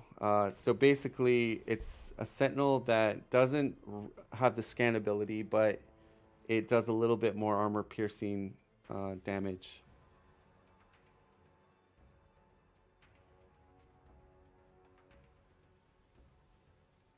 is that from the Russian mod? Yeah, it's its own mod that the Russians added to the Russian mod. So it's like a standalone unit, extra unit mod. Because I think the reasoning behind it, I guess when they were developing their balance mod, they felt that AM needed, I guess, more options or more units for their vehicle builds, I guess. Yeah, I see that. There's quite a big gap between Hydras and Lemons. Okay, so he's choosing to retreat the captain a little bit further. So that's, you know, that's a more, I guess what they're hoping is that the Hellbrute will push one more time, and maybe that is when they're going to unleash hell on them. Yeah, I think that was a smart retreat, especially if they're counting down, you know, how long it takes for that guy to get pinned. Yeah, and he also got Chaplain in position to do Rights of War buff 1 on the Assault Marines and Tacticals, so.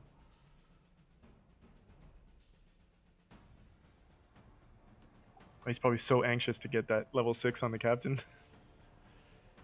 Yeah, I mean, if he gets to level 6, it's a good target for Recruit Riders, Fire Warriors. It does decent damage to those models. The level 6 on the Chaplain's pretty good too. I think it's like a AoE heal. Oh yeah, yeah, it's really good. So I'm gonna flip. What a great unit, that Chaplain, sorry. Yeah.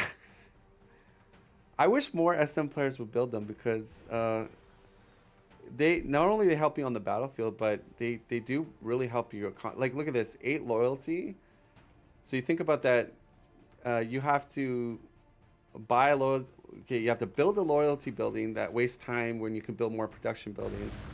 Also, you have to pay for the power upkeep of a loyalty building. It takes a building slot. So I really like having the chaplain. I feel like it does 2 good things. It helps you in the battle and it helps your economy. So I'm gonna jump into Deimos and Patuljak, see what they're talking about, get their kind of perspective on how the battle's going right now.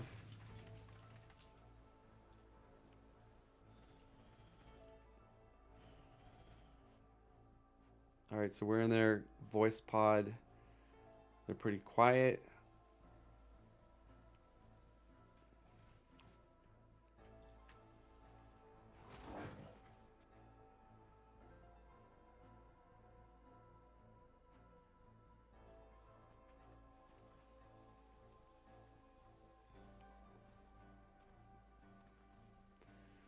All right, so looks like they want to. Heal my Halberd with the drone, perhaps. I'm gonna clear, if that's okay. I mean, you have 2 drones. Or do you want like? I wanna clear this forest pretty fast, if it's Okay, possible. sure, whatever.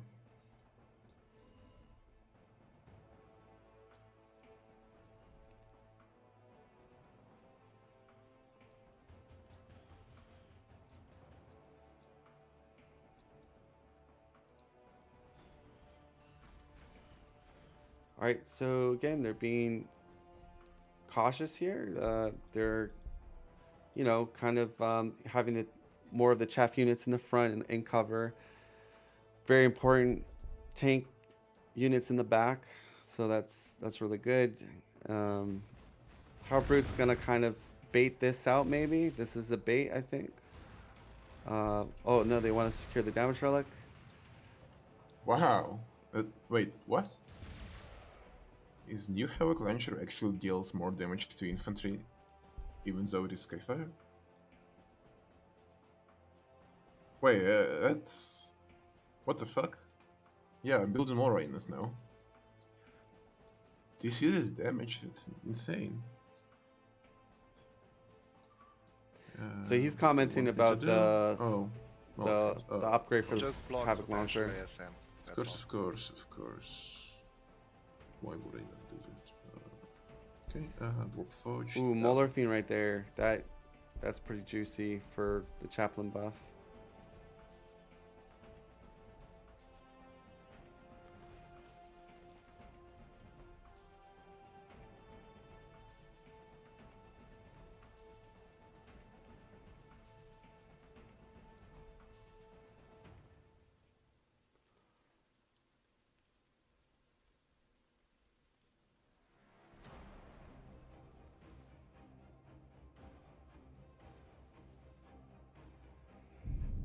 Right, that's gonna be the Russians' turn here. See what they decide to do.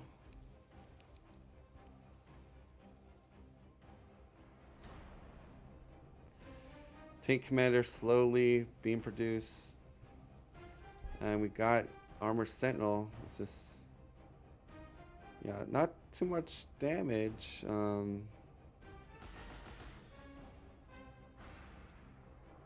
Looks like they're gonna be able to sort of, yeah, zone this Molorphine out. So now the Molorphines do regenerate every turn. It's going to be 2 health every turn, but I think they Phew, have I enough. guess SM base must be close, I think. Like, Yeah, so they don't know that SM forward expanded yet with AM, but they're assuming it. Or, yeah. because otherwise it's extremely weird that he has those ASM there right now. Hmm? I'm saying that the ASM base is probably close, because Yeah. otherwise it's weird that those ASM are there. True.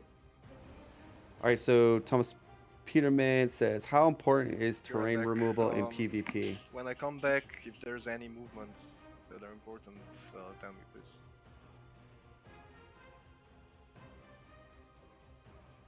So very good question. I would say it can be very important, and we witnessed some slowdown on some of the terrain, and that it allows you to, in some cases, use the terrain to your advantage, because you can control when you want this removed, you want that removed, you want to give line of vision to this unit, or range to this unit. So I think in PvP it's definitely, especially when tactics do matter in games like this, like little movements and troop positioning, it's very critical in my opinion. All right, so we're Okay, important movements, I guess. having an attack here. He did not use the chaplain buff yet. He's going for the fire warriors. Looks like he doesn't want to give up the damage relic on the left. Oh, 7.4. That's funny. That's just, man, I love seeing this because I hate Melta so much. yeah. So they're laughing that Oh the man, that's Malter gold. I gotta didn't do hardly anything start to the playing Muller Fiend. Yes, the chaos. So that was kind of a waste. The Muller Fiend can heal naturally, plus you have the Warp Smith. So, just he should have attacked the Fire Warrior over here. So I feel like that was a misplay by the Russians.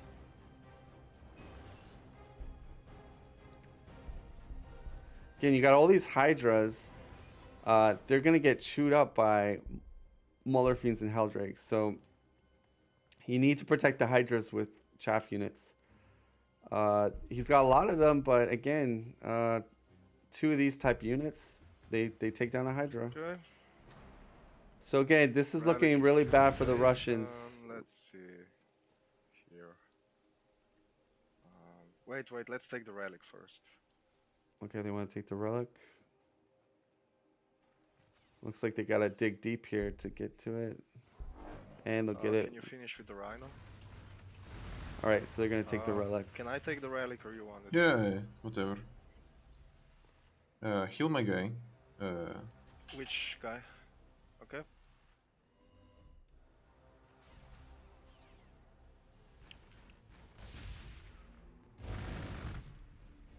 Alright, so Nice. Very nice. Yep. a lot of Overwatch, but he has the outposts. Outposts you get 17% West, it will go bottom damage up, reduction.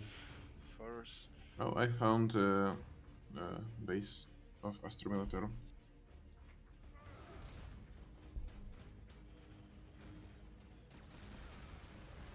Alright, so another big difference in this battle, guys, is the Patuljak and Deimos. They have very high valued units, So like where's Howler this Fiends, smaller fiend going? Okay. Hell Brutes, tanks. The other team, they have no. You got Hydras, but Hydras are not at that level of those type of units. So, yeah, the composition Kinda has get totally gone in target favor for the Patuljak and environment Deimos. Right now. Okay, so I think there was a window of opportunity maybe in the early game if they had pushed really So I also need aggressively. to heal the fire The warrior, Russians so might have that's had some success. kind of more important But the right game's now. not over. Anything can happen. We'll see how this attack is coming here.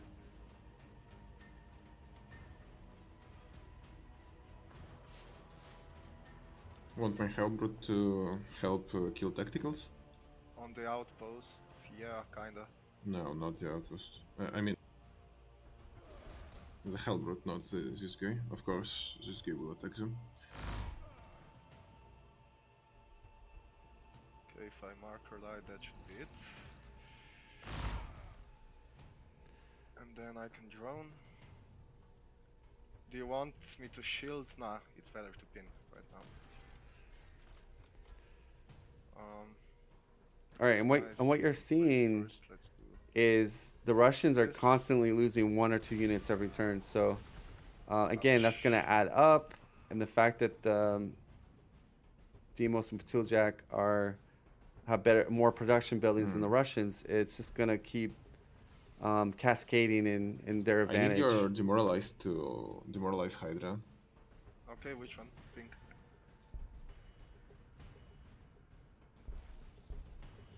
Wow. Wow.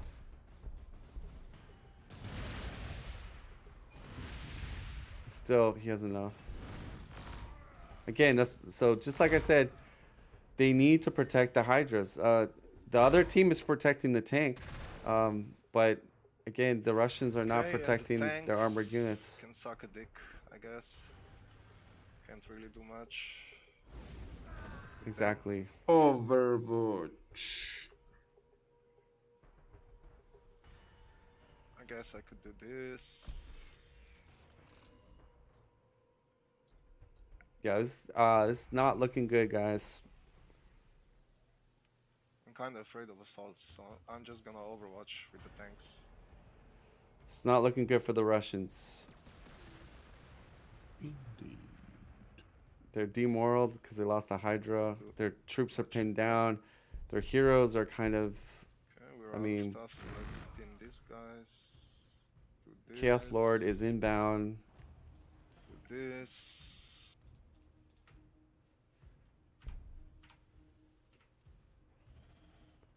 And that's it. Wait. Yeah.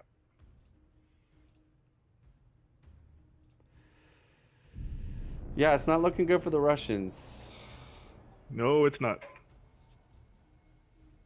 Like you mentioned a few moments ago, they're being outclassed now. You know, the other guys have built tanks, they've built Mauler Fiends, and the option to destroy them is just not there. It looks like the melta bombs weren't up to par, and I don't see any devastators or anything that's going to stop this tank assault. Yeah. Yeah, and if people are wondering why aren't Melta Bombs doing a lot of damage to the Muller Fiends, well, I believe, and it could be not correct on this, Wire Sky, maybe you know, Multi Bomb is considered a melee, sort of a melee attack type, I believe. And I think, so when they try to Multi Bomb, they're getting reduced 33% attacks, but that actually affects the Melta Bomb trait. So I think that's why they do like very pitiful damage to Muller Fiends. Yeah, you usually got to swarm up with melta bombs, but it's the devastators that would really have made a play here because yeah, they have flail. Right. Yeah. Exactly.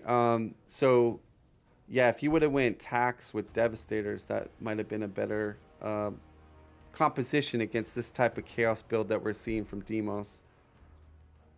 The Hydras are definitely not in. They're not in the right area because they're basically going against Halbrutes and Muller Fiends, while you got the Tau tanks on the left side.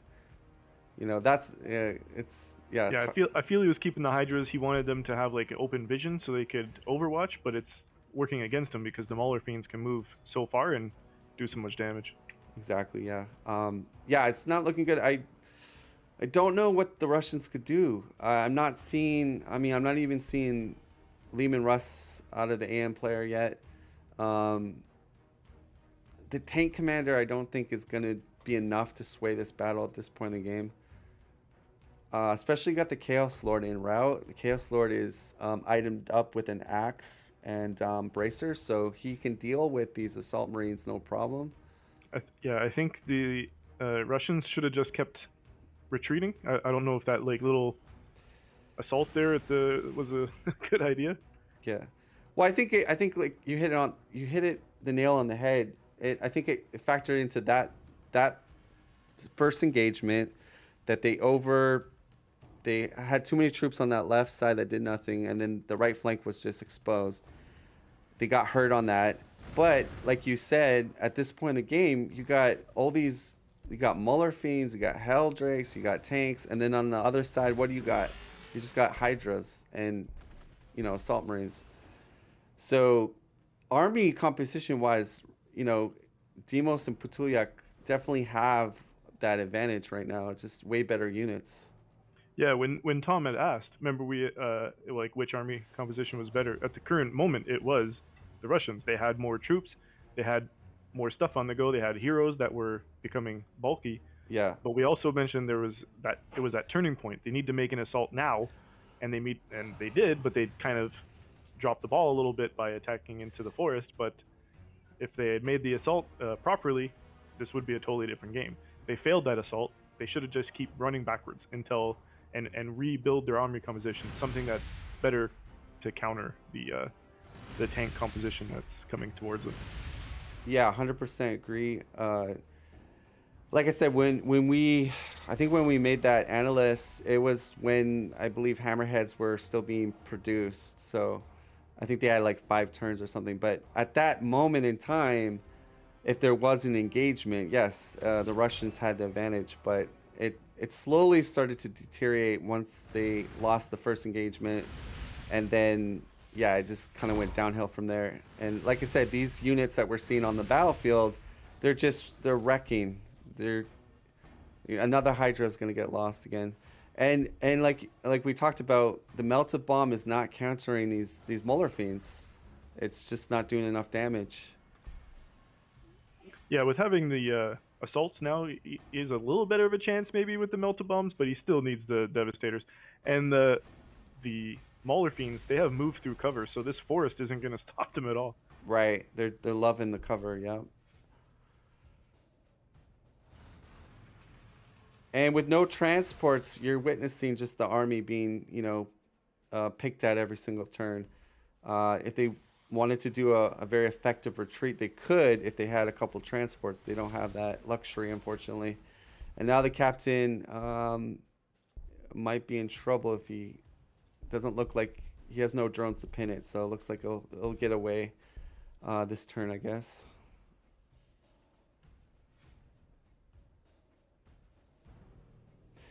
And you know what's funny? They're still trying to deal with this Muller fiend that was snooping around near their base. Is still alive. Yeah, that's true. With just a couple TAC Marines melt to bombs and maybe a crack grenade from. Oh gosh. And like a one. Yeah, the Muller fiend is quite a scout. I mean, an expensive scout, but. So if a game 2 is going to happen today, I'm not sure. It'd be interesting to see how the Russians are going to respond now that I'm not saying the game is over yet, but it is looking fairly bad for the Russians at this point. So I think they got to change their build orders a bit. I mean, maybe not go so aggressive with the rush didn't work, or I don't know if they were planning a dedicated rush. It looked like it with the build orders that they chose at the start of the game. But the thing is, I'll say this, Deimos and Patuljak are very good, smart defensive players. What I mean by that, they do not tend to make really bad critical mistakes with their troop placement. So in order to really get a good rush against these players, you got to be the matter of turn times is critical, because the more turn times you give Patuljak and Deimos, you give them time to set up. You give them time to get more reinforcements. So if you're gonna rush these type of players, you got to be as aggressive as possible. Like, you got to just beeline to their base. Like, don't even go for an outpost that's in the corner. Just beeline. Yeah, they did win, three cities early, the both of them. So they were setting up for the longer game. Yeah, and that's the window to go and get them, right? Right. When you're wasting the resources on an extra city. Yeah, that's when you have to hit them. And I mean, we saw a little bit in the early game, like they were clearing out the corners, and so it wasn't like a straight beeline to their base. It was kind of like, okay, we'll go there, but we're gonna clear out stuff. Yeah, they kind of dallied around in the mid part of the map before their units met up. If they just beeline there, I think they would have had it. Was be a very challenging event, and I think they should have went book. But that's right, because I like that you said that, because you would get that perfect timing attack just as they're at their base. Melted bomb unlocks, and now that base is very susceptible to being dealt with. Yeah, I think the heroes are a good choice. They're like incredibly tanky and can create a strange front line, hard to deal with sort of situation early. But in this case, you know, think you it's never kinda know like- because you don't know what's going on either side of the map. But Yeah, exactly. We have full intel of it, but I think early hero is a wild card. I mean, if you get some good items from exploring, it could be extremely dangerous early game. I mean, if you luck out on a concealed axe, sword, digital weapon, and you have an early hero and you push the base with that, that's even really that powerful. temporary shield, like that's what I assumed when I saw them build a hero and put the temporary shield on it. I thought he was gonna rush their base with, you know, some space marines and ratlings, and have the hero like sit on their base, stop their production. Yeah. But and you could do that for a couple turns, like you just really cripple them, hitting their base, not letting them produce a troop, and put that temporary shield on. You know, it's risky, but that's what aggressive Yeah. strategies are. They're risky. But again, I'm just seeing every turn they're just getting, you know, punched in the face, like 1 unit dead, 2 unit dead, and the Russian team can't do anything about it. They're literally seeing their friend get punched in the face, and they got their arms tied behind their back right now. Yeah, the movement 3, no transports, right? If they had transports dropping their troops off, then they would have had transports to be able to pick them up and move away, and the Mauler Fiends would have a harder time catching up. So it looks like they're, I guess they're going to try to hold this open somewhat area. They got a tower support on the right flank. But there's so many Mauler Fiends. There's so many Hell Drakes. There's tanks. I just think, yeah. Well, out in the open, they'll have a better chance to surround the Mauler Fiends, maybe, with the jump. But yeah, I think the better strategy here would be to just fall back, block off their attempt to get at their city, and hope. And I mean, pray, look, you've got, pray, I guess. you got 2 Hydras exposed to 3 Mauler Fiends. So that's, I mean, actually 4 Mauler Fiends. Yeah, that's not a good look. You have 4 Mauler Fiends that can attack 3 of these Hydras. Oh gosh. Is there a tower? Is there a tower he can drop or anything? Or I don't have that information, but I mean, it's looking bad. I assume okay, if they do push fully here, Deimos and Patuljak, I assume 3 Hydras are gonna lose their lives, and that will demoralize the whole Russian army. So Yeah. looks like he's gonna go in with the Mauler Fiends.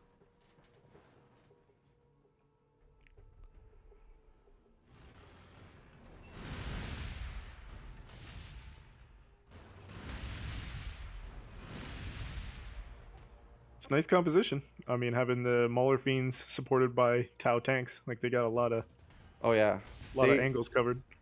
very very hard combination to deal with. I'm trying to think, like, cause AM's more of a grindy defensive type faction that likes to, you know, hit you with artillery, hit you with range, put bastions in front of you. That's the way they kind of play to me. But it's just with this type of composition from Deimos and Patuljak, it's just so there's so much. It was smart for the Deimos and Patuljak to keep the pressure on, right? It stopped them from rearranging their army in a more advantageous way. The Russians from rearranging their army. They had to spend all of their move. Oh, there goes another one. They had to spend all their movement points moving backwards instead of putting the Hydras behind the chaff.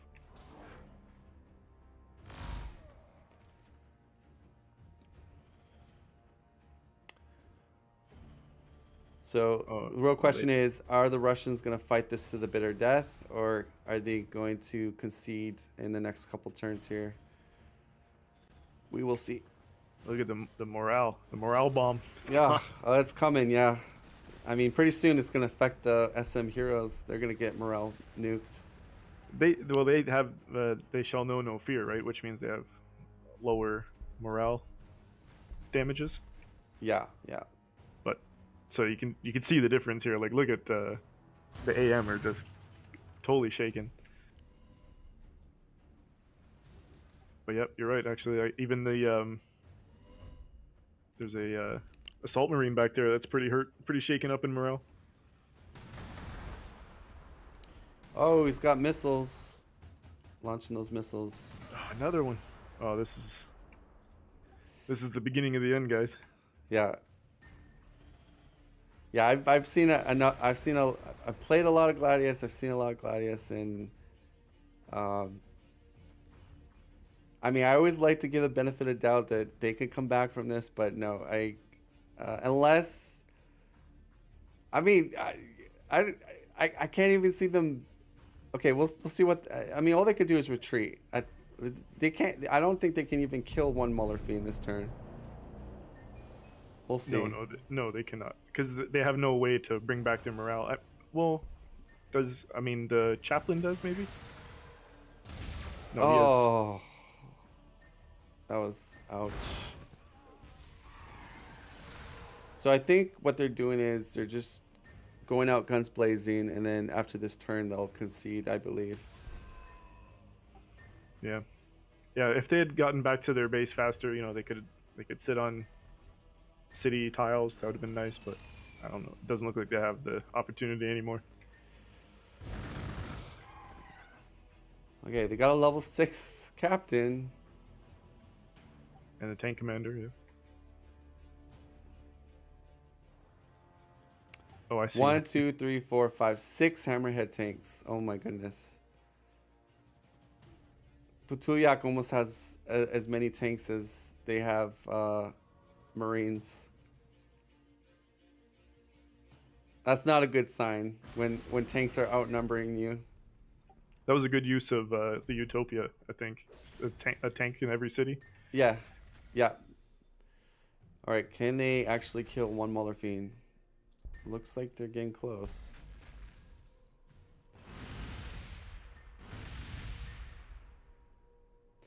Okay, so let's talk about Muller Fiends, shall we? Here's an idea. If AM did tech or had better tech, maybe they unlocked the Psyker unit.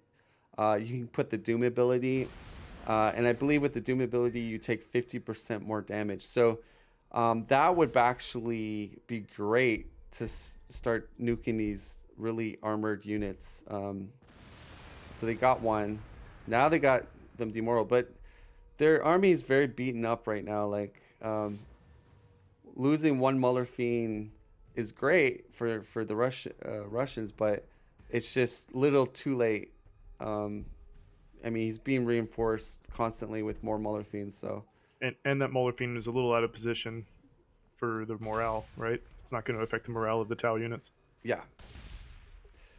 So it's a big part of this game. If maybe the new players don't know, is like you're fighting for morale almost all the time. Yes, right? it's a tug of war. Like when you get into equally skilled opponents, it's a tug of war of who can abuse the morale system the most.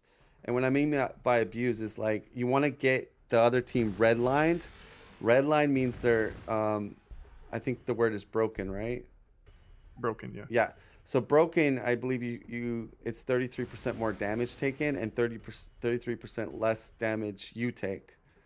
So it just makes like if you're winning this battle, you're gonna win it even more, basically. So that's how it works. Because it takes a few units to take out one unit, if you are able to finally get that unit down and it's a bigger unit that shakes the morale, then they have less of an opportunity to counterattack. Oh, they're going to get this one up there.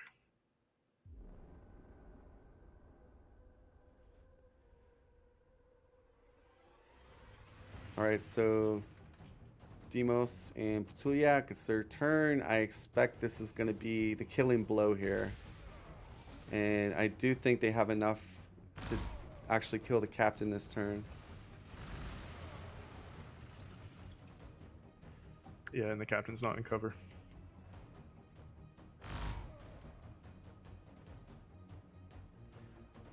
All right, so overall, I mean, it was an interesting game,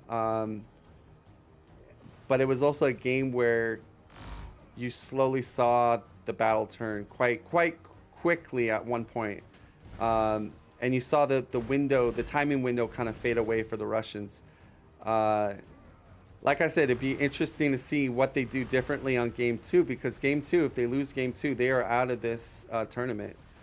LostOne and VRP will be out. So, will they try to do something cheesy or rushy or something like that? Probably not for game 2. I assume that they'll maybe try to maybe play more the economic, more late game type standard build.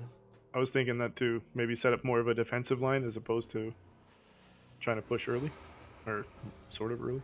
Yeah, I mean, it'll be interesting to hear what VRP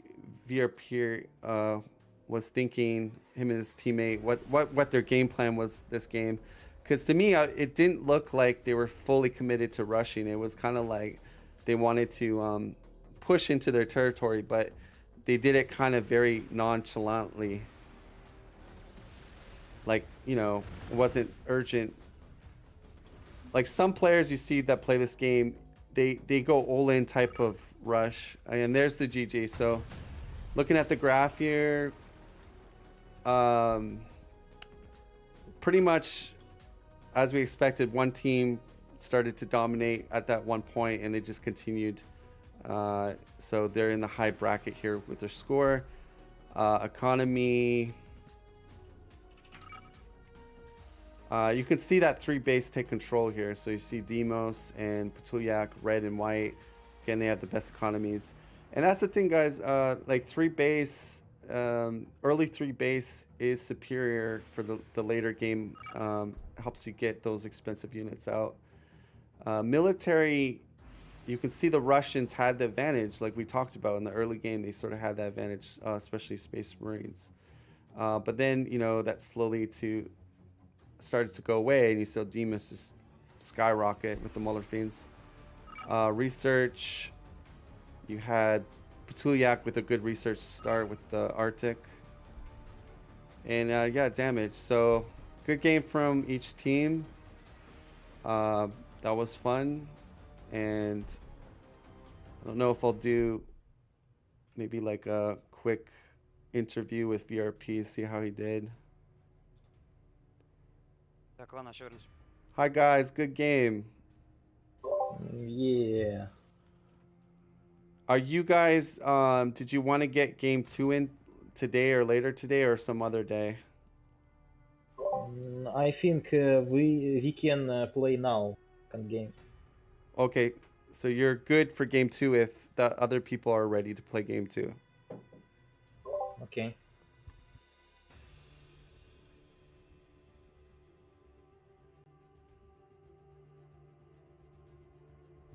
All right, good game, guys. Great win, good tactics.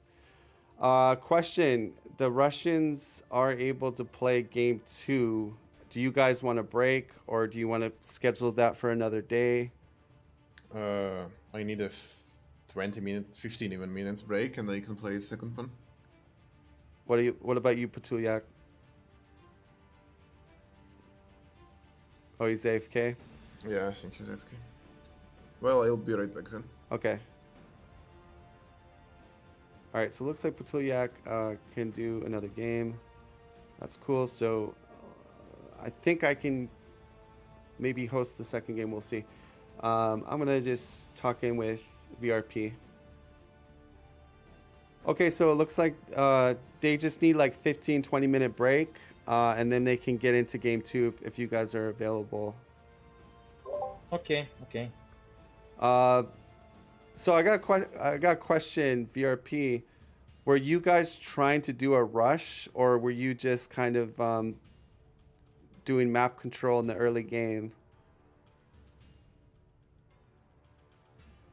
Very hard question.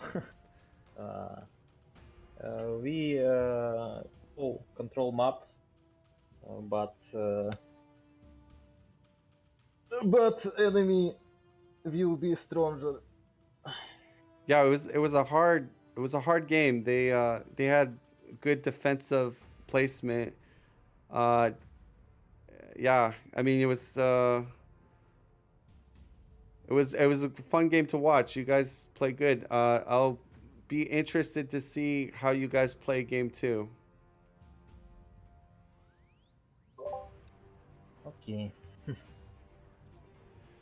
All right, so we're going to take a break, guys. This is the end of game 1. Thank you guys for watching game 1 of the tournament. There are multiple teams. I'm trying to align them to play. I think we have another group of teams that I have to figure out when that's going to happen. Ideally, I think we only have basically it's a short tournament. It's like this is basically the semifinal, or there's 2 brackets basically. So the team that wins this set is going to go into the finals.